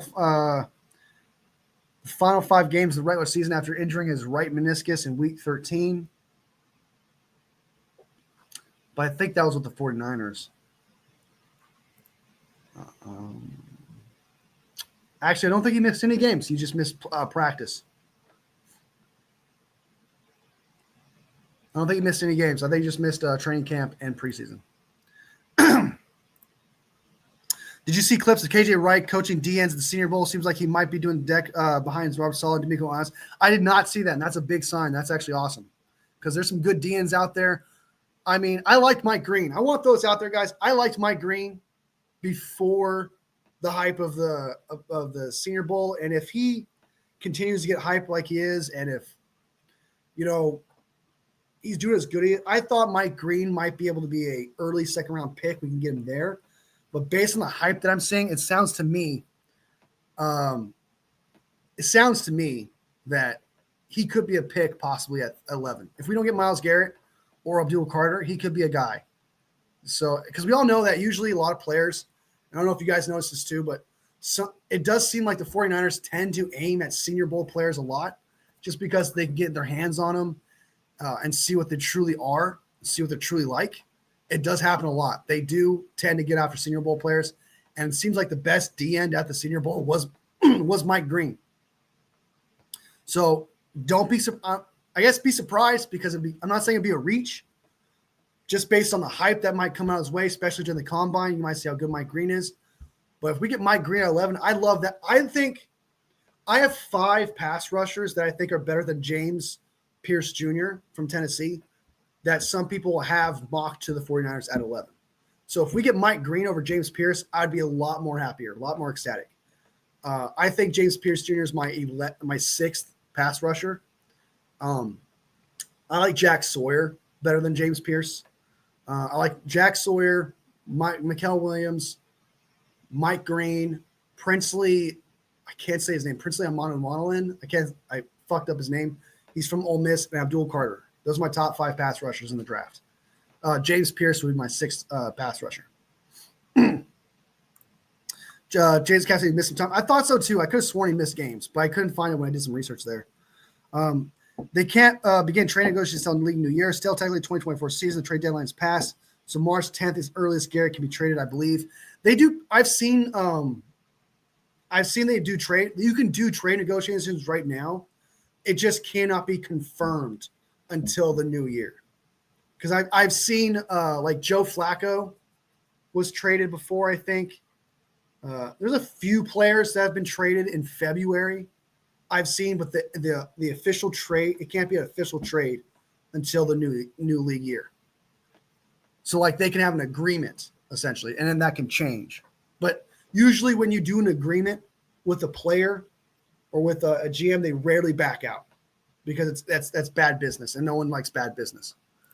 Catherine in the house. Good to see you. Good to see you. Green made a ton of money steamrolling Connor. I did, dude. Connerly is supposed to be like an early second, like a second round pick-ish, somewhere around there. So, yeah. So he completely destroyed Connerly, man. And someone broke it down. I can't remember who it was. They broke it down where apparently Connerly had his feet set because he thought Mike Green was a little small. So if you actually go back and watch it, I do like this breakdown of it. If you go look back on it, Connerly, usually you're supposed to have your back as a tackle. You have your, as you know, if you're playing left or right, depending on what it is. So if you're playing right tackle, your right leg is supposed to be back a little bit, so you prepare for like a bull rush. You could jump back more. Connerly apparently didn't do that. Apparently he thought he could just pancake Mike Green. It was just going to dominate him. But no, Mike Green ended up fucking throwing him, throwing him to the ground, dude, lifting him off his feet and fucked him up because Connerly got too confident. And I like that breakdown. I can't remember what it was a YouTube video I watched, and you actually watch it. He doesn't set his feet like you should as a tackle, which is going to hurt Connerly's draft stock too. So not only did Mike Green steamroll Connerly by making a ton of money, he stole money from Connerly because now people are looking at him like, I don't know if I want to draft him now. Wasn't Mac Jones traded before free agency? I don't know. I know it's happened before. I do know I've seen plenty of teams be traded before the trade deadline. They just have to agree. It's just an agreement. It's not official, so teams can back out of it. Technically, they can back out of it because it's not official. So, was it Terradome? He was saying his leg kick was short. I don't think it was Terradome's video. It was, but if Terradome saw it, shout out to him. It was. I was watching highlights, and as I was scrolling up, it could have been. I really don't know who it was, but if Terradome did it, shout out to him, man. Shout out to Terradome. Shout out. If you actually look, his foot's not set. But yeah. So that's what Eric Armstead had to say about Robert Saleh. And if KJ Wright is testing out DNs out there, especially with that being a need for the 49ers, I'd be a lot more confident in who they pick if it's someone from the Senior Bowl, because that means they got their hands on the DN, fell in love with that DN, they're confident in the DN. Because that's what I really want the most. Like, there's a lot of good DNs in this draft, so I want them to get it. There's 5 of them that I wouldn't mind taking at 11 in general. Some of them are reaches technically, but I'd be a lot more satisfied than James Pierce Jr. But if they're getting their hands on these guys and they're confident in them and they would be starters, I would be ecstatic, like Mike Green. I'd be absolutely ecstatic about that. So, here are some. We'll just get through some nonchalant news real quick. And what by that is like just small stuff, just to get your opinions on it real quick, and then we'll bounce.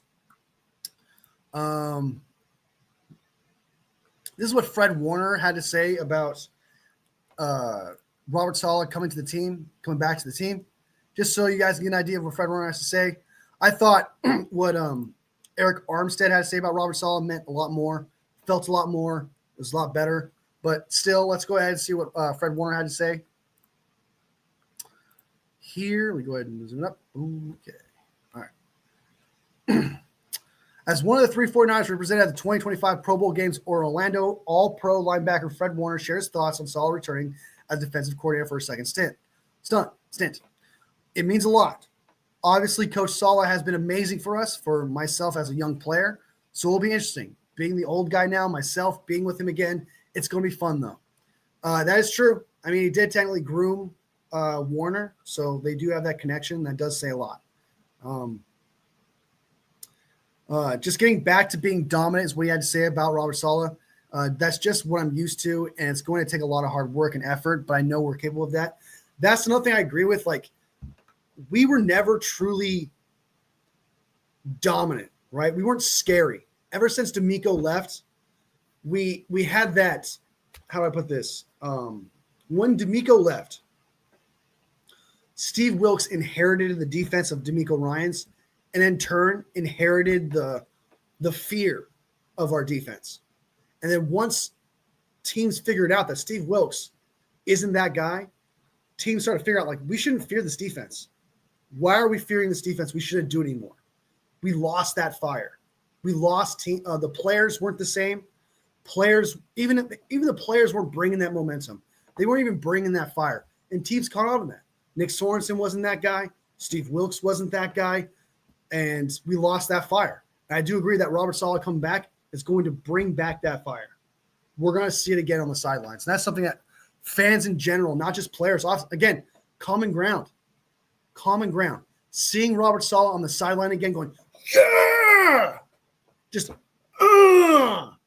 seeing that, missed it. Absolutely missed it. We're back in common ground with players. So what you guys say, spitting hot fire, is true. That's something we've missed for so long. I feel so bad for Warner this year. If he didn't get that ankle injury, he easily would have been in the finals. I know, and he still played great. He had moments, right? But he still played great for an ankle injury. And ankle injuries are super fucking, I'm not saying it's not bad for any of them, but as for a linebacker that has to really put themselves into an A gap, really has to bring down the running back, has to keep up with tight ends, has to constantly bounce like this. Like, linebackers are bouncing, right? Because they need to prepare for the read option, covering a tight end, covering a running back, find the gap, read the play. So they're bouncing on their ankles, right? It's a big deal for a guy who had a severe, I think it was a high ankle sprain too. It says a lot about Fred Warner, and hopefully he can get better and stuff like that. So I agree, Niners for life. Hopefully he can recoup and have a better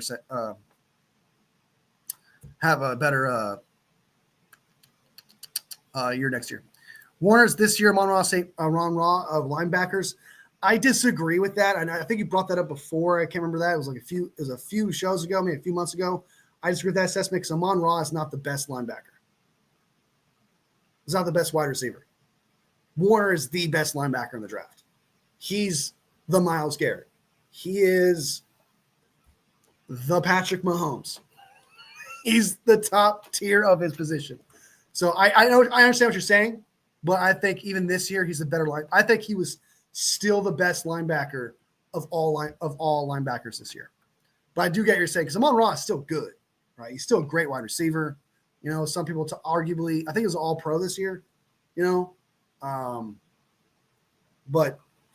I don't think Amon Ra, even if he wasn't all pro this year, is the best wide receiver in the league. It's still Justin Jefferson and Jamar Chase. But all right, that is Fred Warner and what he had to say.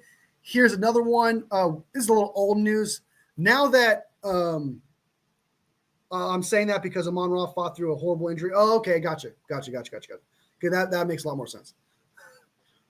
Just a shout out to Niners for life. That's what we had to say. So I get what you're saying there. This is before the whole T. Higgins. We all heard about the T. Higgins bullshit, right? We all heard about because that's stupid. All right. The 49ers sign T. Higgins, I'll be upset. You don't need $30 million in another wide receiver when you got 3 of them already. And you got way more important needs. Okay? Brock Purdy has the weapons. He has the ammo. He doesn't need any more ammo. You do not need T. Higgins.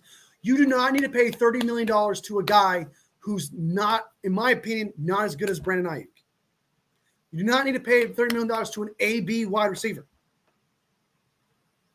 You do need to pay $30 million to a pass rusher like Myles Garrett. If people are talking like T. Higgins is affordable, then go get Myles Garrett and extend him. If you're saying he's affordable, because that is ridiculous. Stupidest fucking thing I've ever heard in my entire life. And if they sign T. Higgins, I will be genuinely upset.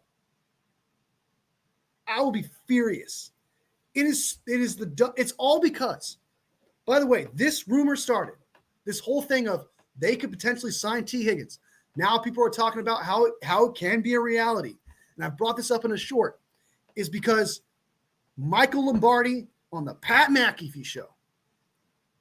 All right. Michael Lombardi, who does not have a connection to the 49ers, by the way, he doesn't. You're going to say, oh, Lombardi. Someone commented, you're saying Lombardi doesn't have a source. Wow. Just because your last name is Lombardi doesn't mean shit.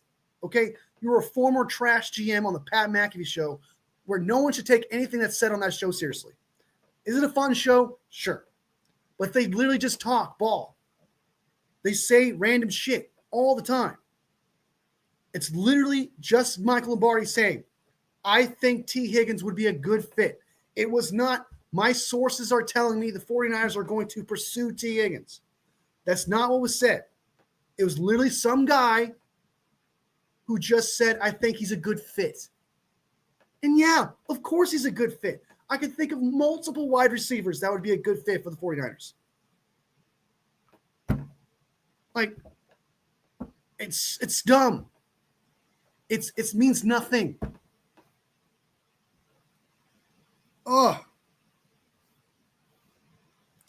Is it Michael Lombardi's son, Mick, employed by the 49ers? Let's find out. Even if so, man, it's Michael Lombardi. And then it was an opinion piece. It's not, he didn't say, my sources are telling me. It's so annoying.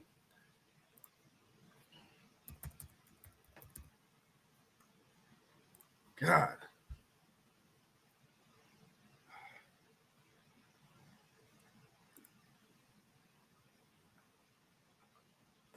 Yeah, he's a senior offensive assistant. He was spending the 2 previous seasons, 2023-2024, offensive coordinator for the Las Vegas Raiders during his tenure with the Las Vegas Raiders. And now in 2024, he became the senior offensive assistant for the 49ers in 2024. And another thing is, let's say that Michael Lombardi said was true. Let's say that was the source, right? Mick fucking, what's his name? Mick Lombardi would be fired because he's a leak. So people are making the connection of his son being there. Then his son will be fired. His son will no longer be on the 49ers because the 49ers do not want leaks. And literally the only connection to the 49ers would be his son. He's bringing this up because it would be an option. Because he thinks it would be a good fit. Yes, it would be a good fit. I hate that, dude. I hate it. Absolutely hate it. Still doesn't mean anything. And that's another thing where people will hang their hat on that. They're like, oh, well, now you got Mick Lombardi being this senior offensive assistant, so they got to be pursuing him. No. Just because his father said that and his assistant happens to be on the team and his father saying not based on source, but just based on opinion is not the same. I hate that. Absolutely hate it.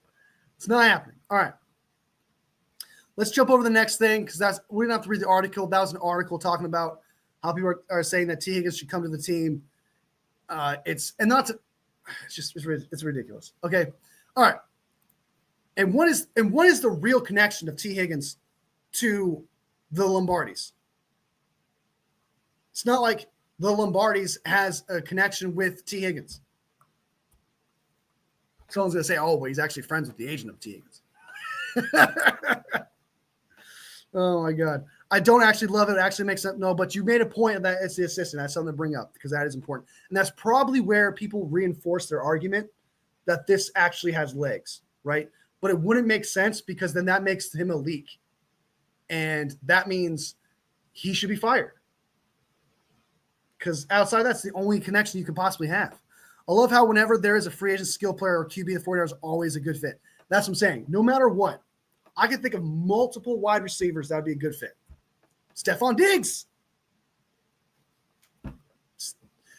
It's ridiculous, dude. Every quarterback until Brock Purdy is signed is going to be connected to the 49ers. For example, and this is a good transition. This is a good transition here.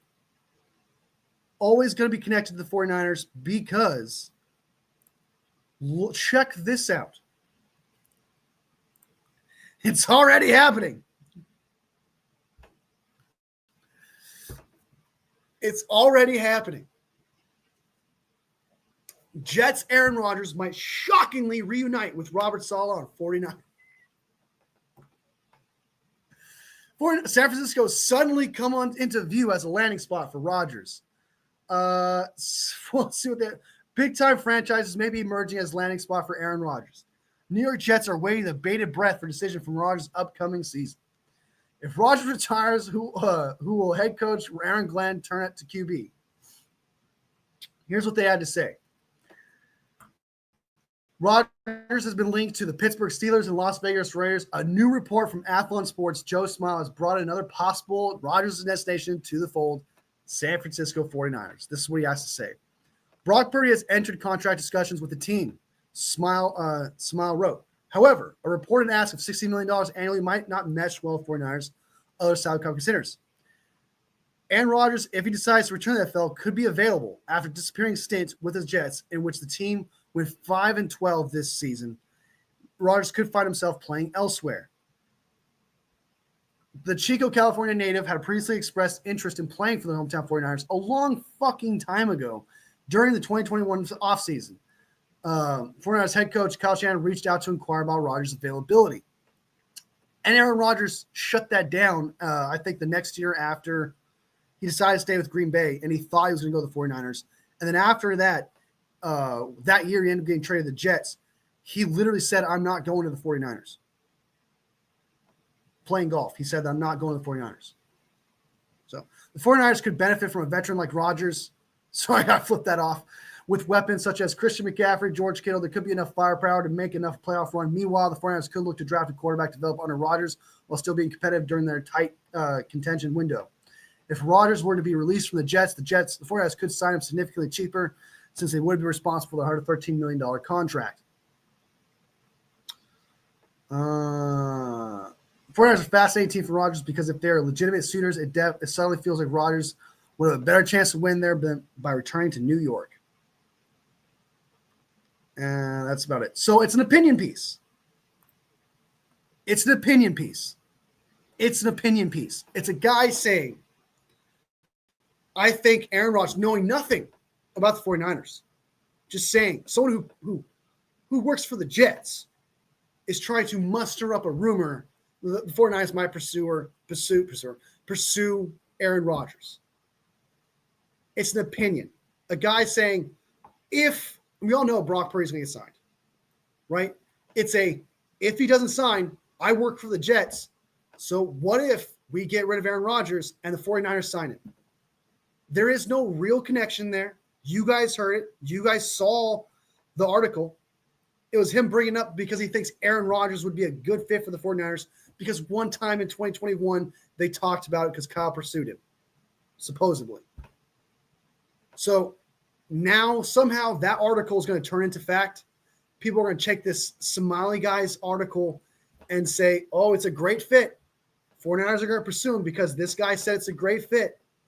And they're going to move on from the $60 million goal from Brock Purdy. It's already started. It's a made-up scenario of what if Brock Purdy is too expensive, so let's bring in Aaron Rodgers, who's been absolute buns for the past 2 years. He got hurt in his Achilles tear and has been nothing but toxic. You notice he brings up nothing about the toxicity of Aaron Rodgers? You notice he brings up nothing about how there's been there's infringement between Aaron Rodgers and Robert Saleh?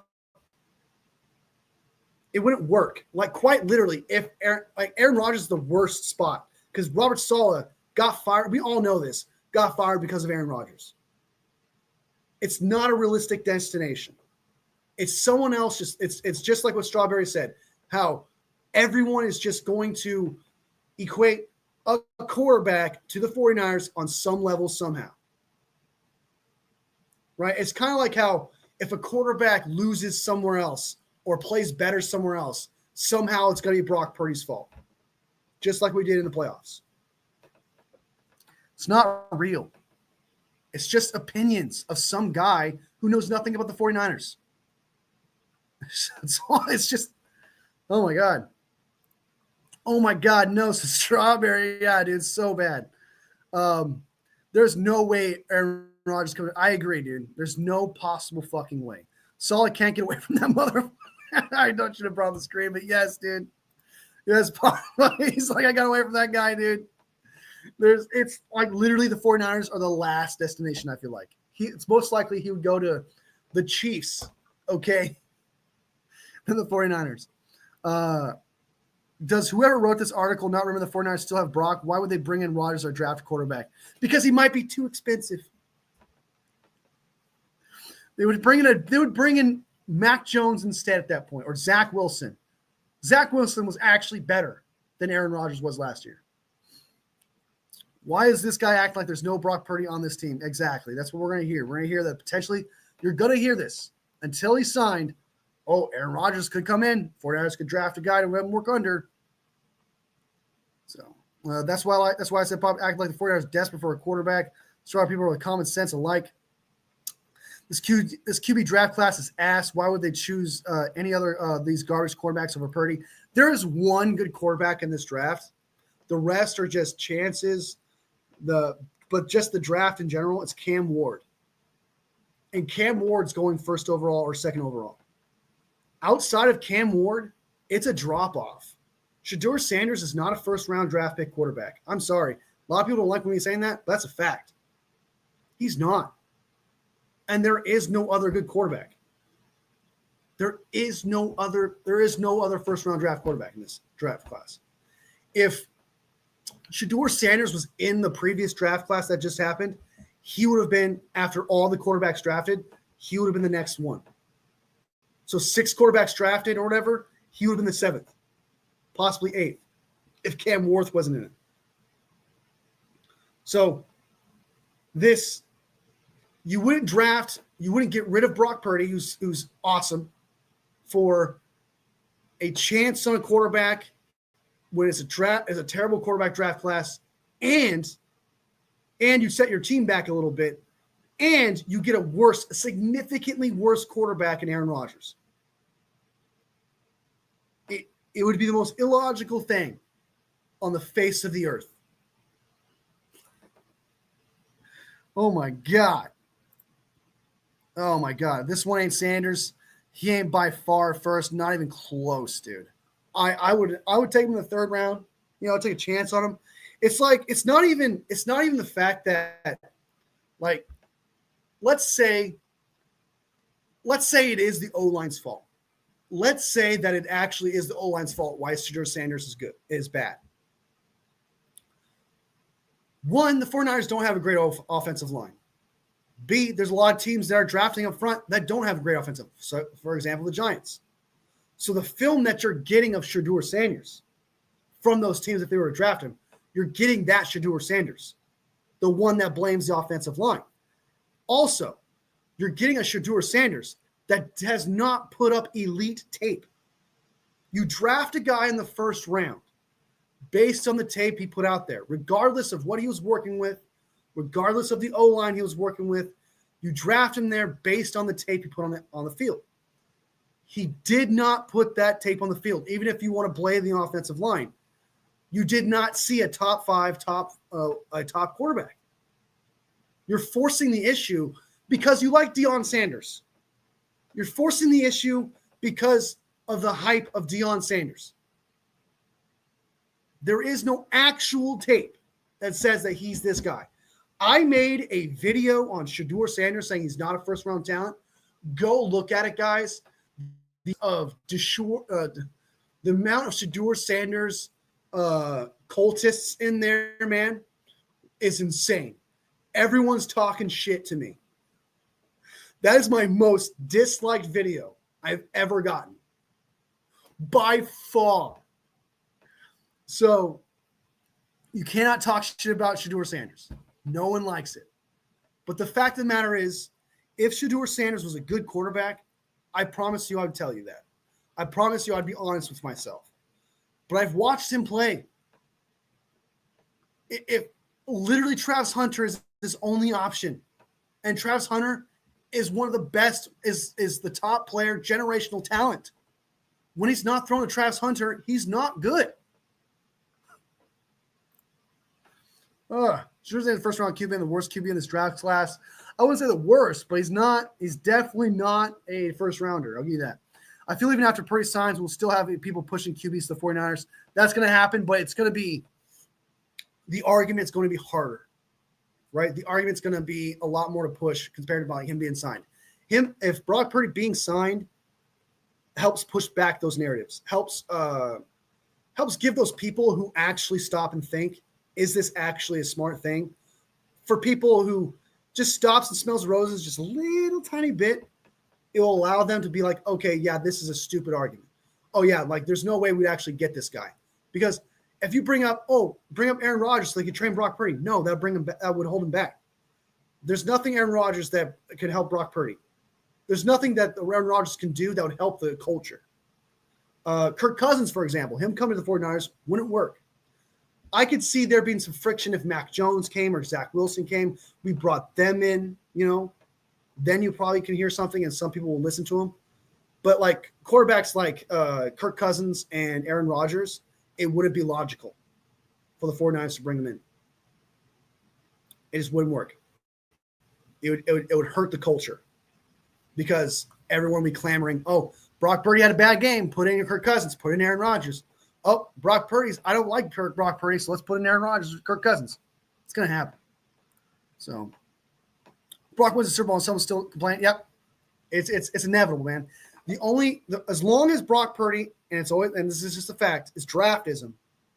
Okay, because Sam Darnold was a 3rd overall pick, played great in the regular season, but in the big moments failed. He looked absolutely terrible. Went back to Ghost Darnold, right?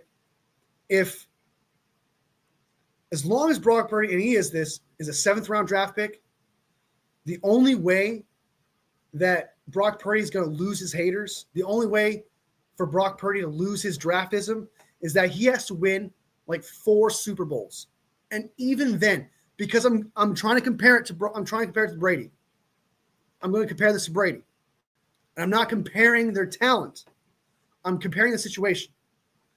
When Tom Brady won 3 Super Bowls, no one gave him credit. They called him a game manager. He's still not the guy. Thanks to Bill Belichick, he's winning Super Bowls. He won 4 Super Bowls, and people were still saying that. It wasn't until he won 6 to 7 Super Bowls to 5 Super Bowls that people were saying, okay, maybe there's a thing here. Okay, maybe he's actually that good. It's literally going to take multiple Super Bowls for that narrative to go away. As long as Brock Purdy's a 7th round draft pick, nobody's going to give him flowers. Everyone's going to doubt him. Everyone's going to say he's a 7th round draft pick. How good could he possibly be? It's always going to be a thing. I want to say one more thing when we're balanced. We'll get out of here because actually there's one more thing I want to talk about that was pretty funny, and then we'll get out of here. But Brock Purdy will always have this draftism around him for the rest of his career. And unless he becomes the greatest quarterback of all time, unless he becomes Tom Brady status, he will always be looked down on because no one looked at him. No one believed in him. No one thought he was a 1st round draft pick. So they're going to think The reason why people got behind the Darnold thing or getting behind the Baker Mayfield thing when they play good is because at one point they said something great about him. So they could say, hey, I was right. So on top of his draftism, people are also going to say, are not going to be able to compare him with other first rounders because those first rounders, people said stuff. People said, oh, he's great. Watch. And it didn't happen. They're like, oh, I guess I was wrong. But then years later, they get good or they have half a good season. See, I was right. I was right. I told you that he was good. While nobody said that Brock Purdy was good. Fell to the 7th round. He's a nobody. So now everyone, every scout, every GM, every hater out there is going to look at it at the 49ers saying, hey, you didn't draft a good thing. You didn't get lucky. Okay, you have a mid-ass quarterback. They're always going to say that, especially haters. They're going to carry that narrative. So this Brock Purdy narrative is going to last forever. So buckle up. It's always going to exist. It's going to happen. I hate to find out what Sanders' attitude would be like when things don't go right, being a privileged football player who got his job through nepotism. I'll try to keep down for the politics of that situation, but I don't like his attitude. I'll give you that. I do think he is privileged in a lot of ways. I don't want to get too much of the politics because I do think it's kind of politics saying stuff like that. But we'll see how he is in the NFL. We'll see how he plays. But I do think that he is brought up because of who his father is. He does not take responsibility for anything. I'm trying to remember a time because I have tried to keep up with this draft class. Sanders does not take responsibility for anything. Sanders does not take responsibility. He blames everything on the offensive line because his dad blames everything on the offensive line. His other son, I can't remember his other son, is fucking terrible at safety. He's not a good player.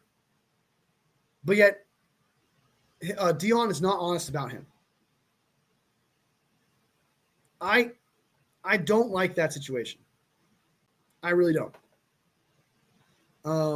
And we'll see in the NFL because in the NFL, there's not going to be any excuses for him. Like in college, you can get away with it. In college, you can get away with it. Right? But in the NFL, you're not going to be able to get away with it. Who you are is going to show. Players are going to call you out. The coaches are going to call you out, no matter who your father is.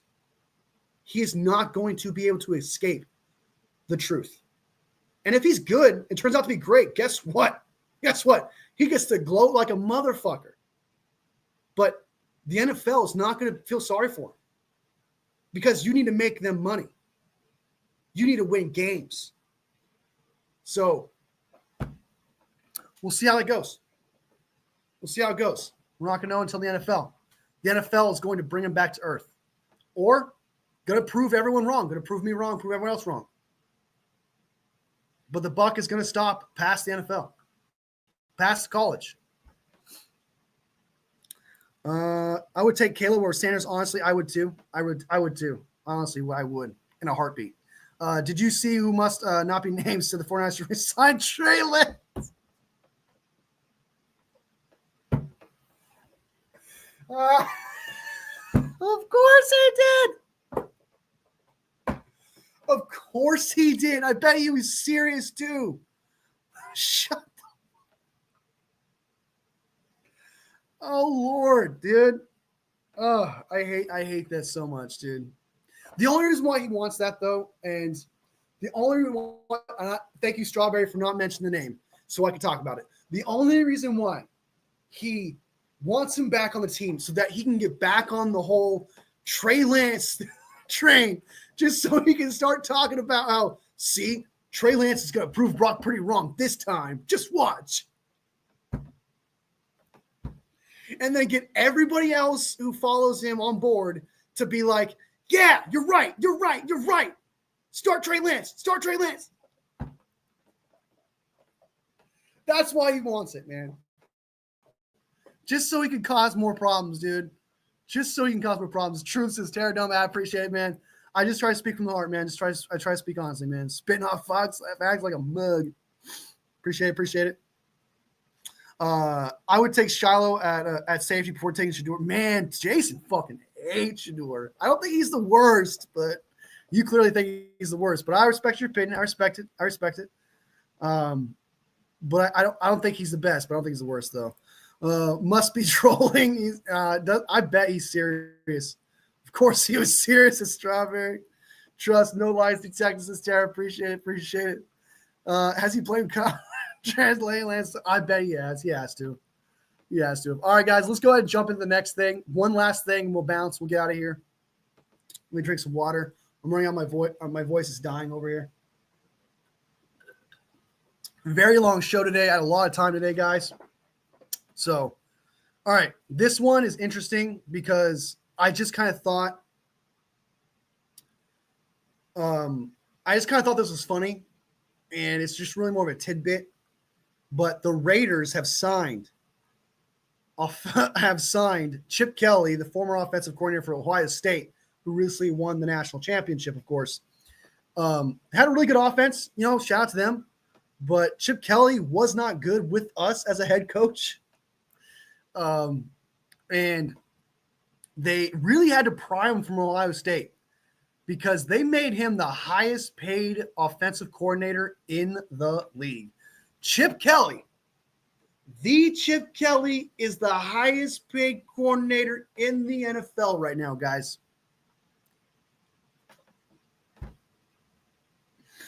Absurd. Okay, Chip Kelly is back in the NFL after nearly a decade away. The Raiders are hiring Kelly as their new ex-offensive coordinator. I liked Pete Carroll, by the way. I like that signing. I believe in Pete Carroll. I don't think he's a bad head coach. I actually think he's a really good head coach. He just needed the right pieces. But hiring Chip Kelly has me stepping back a little bit.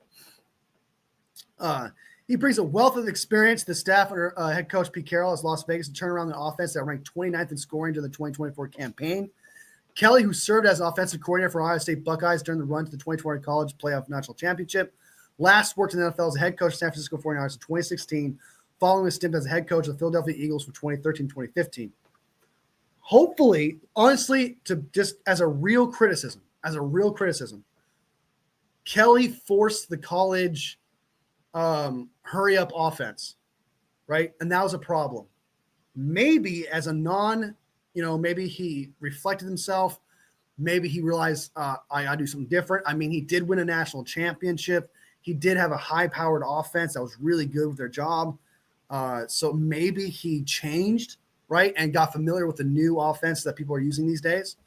But his biggest problem was just the hurry-up situation, exhausting the defense, exhausting the offense. It's terrible. Kelly, who served offensive coordinator for, already said that, has hired and continued the theme of renewed rivalry of the AFC West. Carroll and Charles head coach Jim Harbaugh are seemingly cosmically connected. Rivals at the collegiate level with Carroll, coached USC, and Harbaugh led Stafford. Pretty much going through the history between Jim Harbaugh, a lot of people wondered, there were some people that were like, why? Because I made a video on it. Pete Carroll hates Jim Harbaugh. And I think personally, Pete went to the Raiders and made it a thing because he hates Jim Harbaugh that much. I said this in the short, and I'll say it now. Pete Carroll can go 2-15 this year, but as long as those 2 wins are against the Chargers, Pete Carroll will feel as happy as the day he won the Super Bowl. Okay? He hates Jim Harbaugh with a passion. So I do think that with that drive, with that hate fueling himself, I actually do think that this is going to be a fun rivalry, guys. Look out for the Raiders-Chargers rivalry. It's going to be a thing. I've had a front row seat to it as a 49ers fan, and I can tell you right now, it is a real thing. So Kelly saw quick NFL success in Philly under pressure of Andy Reid. So I guess he was the offensive coordinator for Andy Reid. Eagles won 10 games each of those 2 seasons, but under his watch, popular players like Deshaun Jackson and LaShawn McCoy were sent out of town with a former big cut and later traded to the Buffalo Bills. And they did not speak glowingly of Chip Kelly. They actually called him racist. The 2050 campaign saw Kelly go 6-9 before being fired with a week left in the season. He quickly landed in San Francisco, but struggled, going 2-14 to last season, just single with the last. Hey, then we got Jim Tom. I think we had Jim Tom Sewell after that. Before that, I think it was because of that we ended up getting Kyle Shanahan. Kelly spent the 6th season with head coach at UCLA from 2008 to 2013. He wasn't very good, but apparently he says he turned the program around. I disagree. I don't think they were that good. Win at least 8 games each of the final 3 seasons before leaving the Bruins to take a job at OC at Ohio State. Is there anything else that's crucial? 14 international. We are obviously there. His offense was averaging 36.3 points across their 4 tournament wins. That's actually really good. So he had a lot of success with the Ohio State. So maybe if he can turn it around with the Raiders, that'd be great. But I do think that it's funny that Chip Kelly's back in the NFL and he's the highest paid coordinator. That could easily come back and shit, like just like that could really come back and hurt the Raiders badly. Or Chip Kelly learned his lesson and became a great offensive coordinator. And it's possible that he's just a great offensive coordinator, but just a trash head coach. That is definitely a thing. Sometimes coordinators and head coaches don't correspond together. It happens. So, Filthy, I'm sure Kyle destroyed his confidence and he has recovered 2 years later. I don't hate him, but like you said, he's only good at throwing to Hunter, who's generational talent. Yeah, I've seen his passes without Hunter. It's not there. 49ers versus Raiders in the Super Bowl. I wouldn't mind seeing that. I wouldn't mind seeing that at all. Guess the Raiders really don't care anymore, huh? Lord, says Terradome. Yeah. I'm going to have my popcorn ready for the Raiders versus Chargers games. Yeah, I do too, man. Gum chewing intensifies. Yeah, it does, dude. He really – when – I'm telling you right, when Harbaugh left, if you noticed, Pete Carroll, I'm not saying didn't try as much, but he wasn't as good. So maybe Pete Carroll just needs that drive, and he got it with the Chargers. So, Jason, he was like, I'm gonna get that job, man. I'm gonna fuck up Jim Harbaugh. More money on SALEH. Let's see how much. $6 million. I know that. So Kelly's making $6 million. Robert SALEH contract.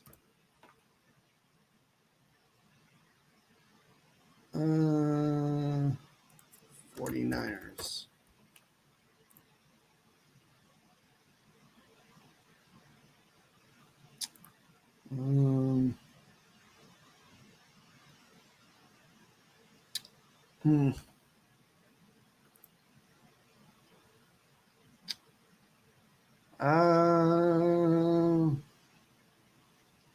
Trying to find it.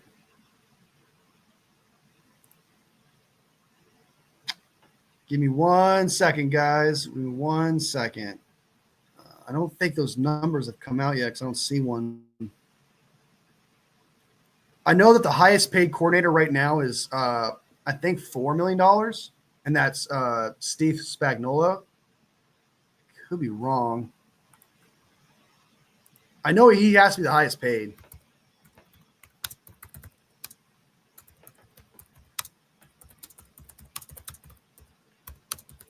He was paid $5 million to be the head coach for the Jets.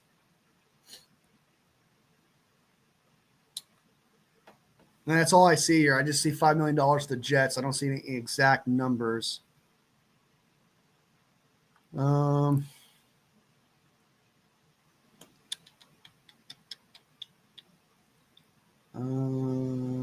Sports Illustrated. Yeah, I don't see any numbers yet, guys, but that's something I'll bring up too for sure. But I mean, it's obviously more than $4 million. He's got to get paid more than. And they did say he's the highest paid defensive coordinator. It just didn't show any numbers. So it just didn't show any numbers. But he is the highest paid according to reports. So it's north of $4 million because I think the highest paid coordinator right now, highest paid DC in the NFL.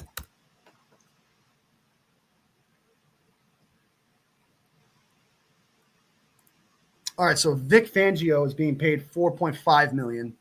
Mike Zimmer is getting $4 million. So Steve Spagnuolo needs to get a pay raise. He's at $3.5 million. So it's definitely north of $4.5 million.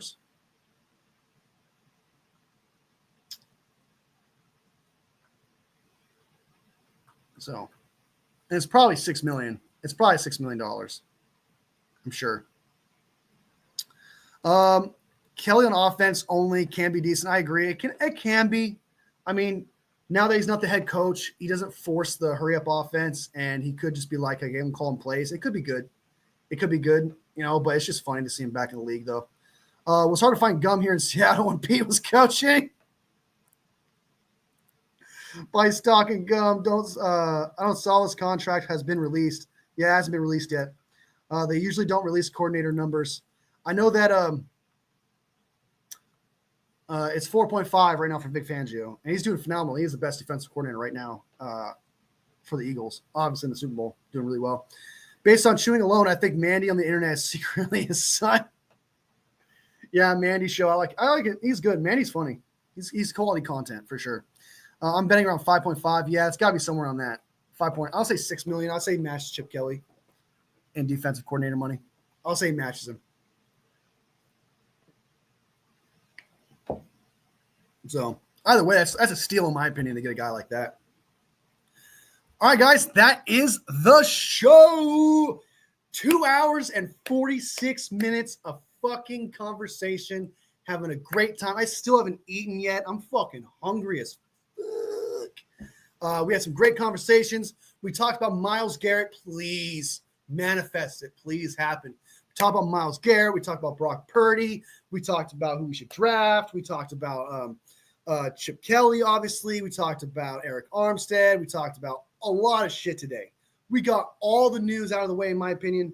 I think the only real news we're waiting on outside of when it comes to coaches is who we're hiring as DB coach. The last thing I heard was we're going to interview D'Angelo Hall, the former DB's coach, assistant DB's coach for the Panthers, and he's looking for a full-time job as DB's coach. And I think we interview him this Friday, or I think we've already interviewed him. I could be wrong, but outside of that, it's the only real thing. But the Kyle Shanahan doesn't have to worry about that. John Lynch doesn't have to worry about that. That sounds like something Robert Saleh would probably take care of, something Robert Saleh would probably talk about and go through. So John Lynch and Kyle Shanahan can still focus on the contract of Brock Purdy. Hopefully that's what they're doing right now. Hopefully that's the number one thing they're doing right now is worrying about Brock Purdy, because I think we're fine on offensive coaches right now. We got the O-line, wide receiver, running back, quarterback. I think we're fine on everything. So Kyle and Lynch can focus on that, while Robert Saleh can find his defensive coaching staff. I think that's what has come out. Is like Kyle is letting Robert find his staff for defensive options. So that's the latest on everything that's happening to the San Francisco 49ers. Thank you guys so much for being part of this. If you haven't liked the live, please like the live right now. It helps me out a lot. It helps me grow, helps this channel grow. And then one day we'll be monetized, and then my dream will officially be starting. And it's because of you guys. This channel is absolutely nothing without you. Truly. It's been a blast. It's been a blessing. And I'm thankful for this amazing escape every fucking day, truly. And thank you guys for making this just an excellent experience from top to bottom, from the start to where we're at now, and hope whenever we finish. It's the greatest thing ever. Thank you guys so much. Great show, says Jason. Thank you so much. I appreciate you. Salvador says good show, man. I appreciate you guys, man. Papa J, great show. Thank you so much, man. Papa J, the greatest mod a bro can ask for. Jason, check out his content. He makes 49ers content, and it's awesome. And, of course, check out Terror Dome as well. He does draft content, news, all of that. Check him out. He usually does shows in the morning. So if you got your coffee ready, check him out. He's got great content, great appearances. Check him out. Who else? Val, of course, OG to the channel. I appreciate you. Filthy Casual, thank you so much for supporting. Strawberry, thank you, dude. You're awesome. You brought in a lot of facts, a lot of information that I didn't know about, man. You're OG as always. Always rely on you for that, man. Niners for life. Thank you so much for supporting the channel. Appreciate your opinions. Catherine, thank you so much as well. There's someone else I'm missing. I don't want to miss. I think that was everybody in the club. Everybody in the club getting tipsy. I think that is everything. That is everything. Thank you guys so much for helping me out and supporting the channel. Thank you guys, man. All love. Sub to everyone who watches this later. Sub if you haven't subbed already. Helps out the channel. Helps me grow. And we're getting this close to 4K. I don't know the K for silent notes, but you know what I mean. Sub away. Be part of the Wolf Pack. Be part of the conversation.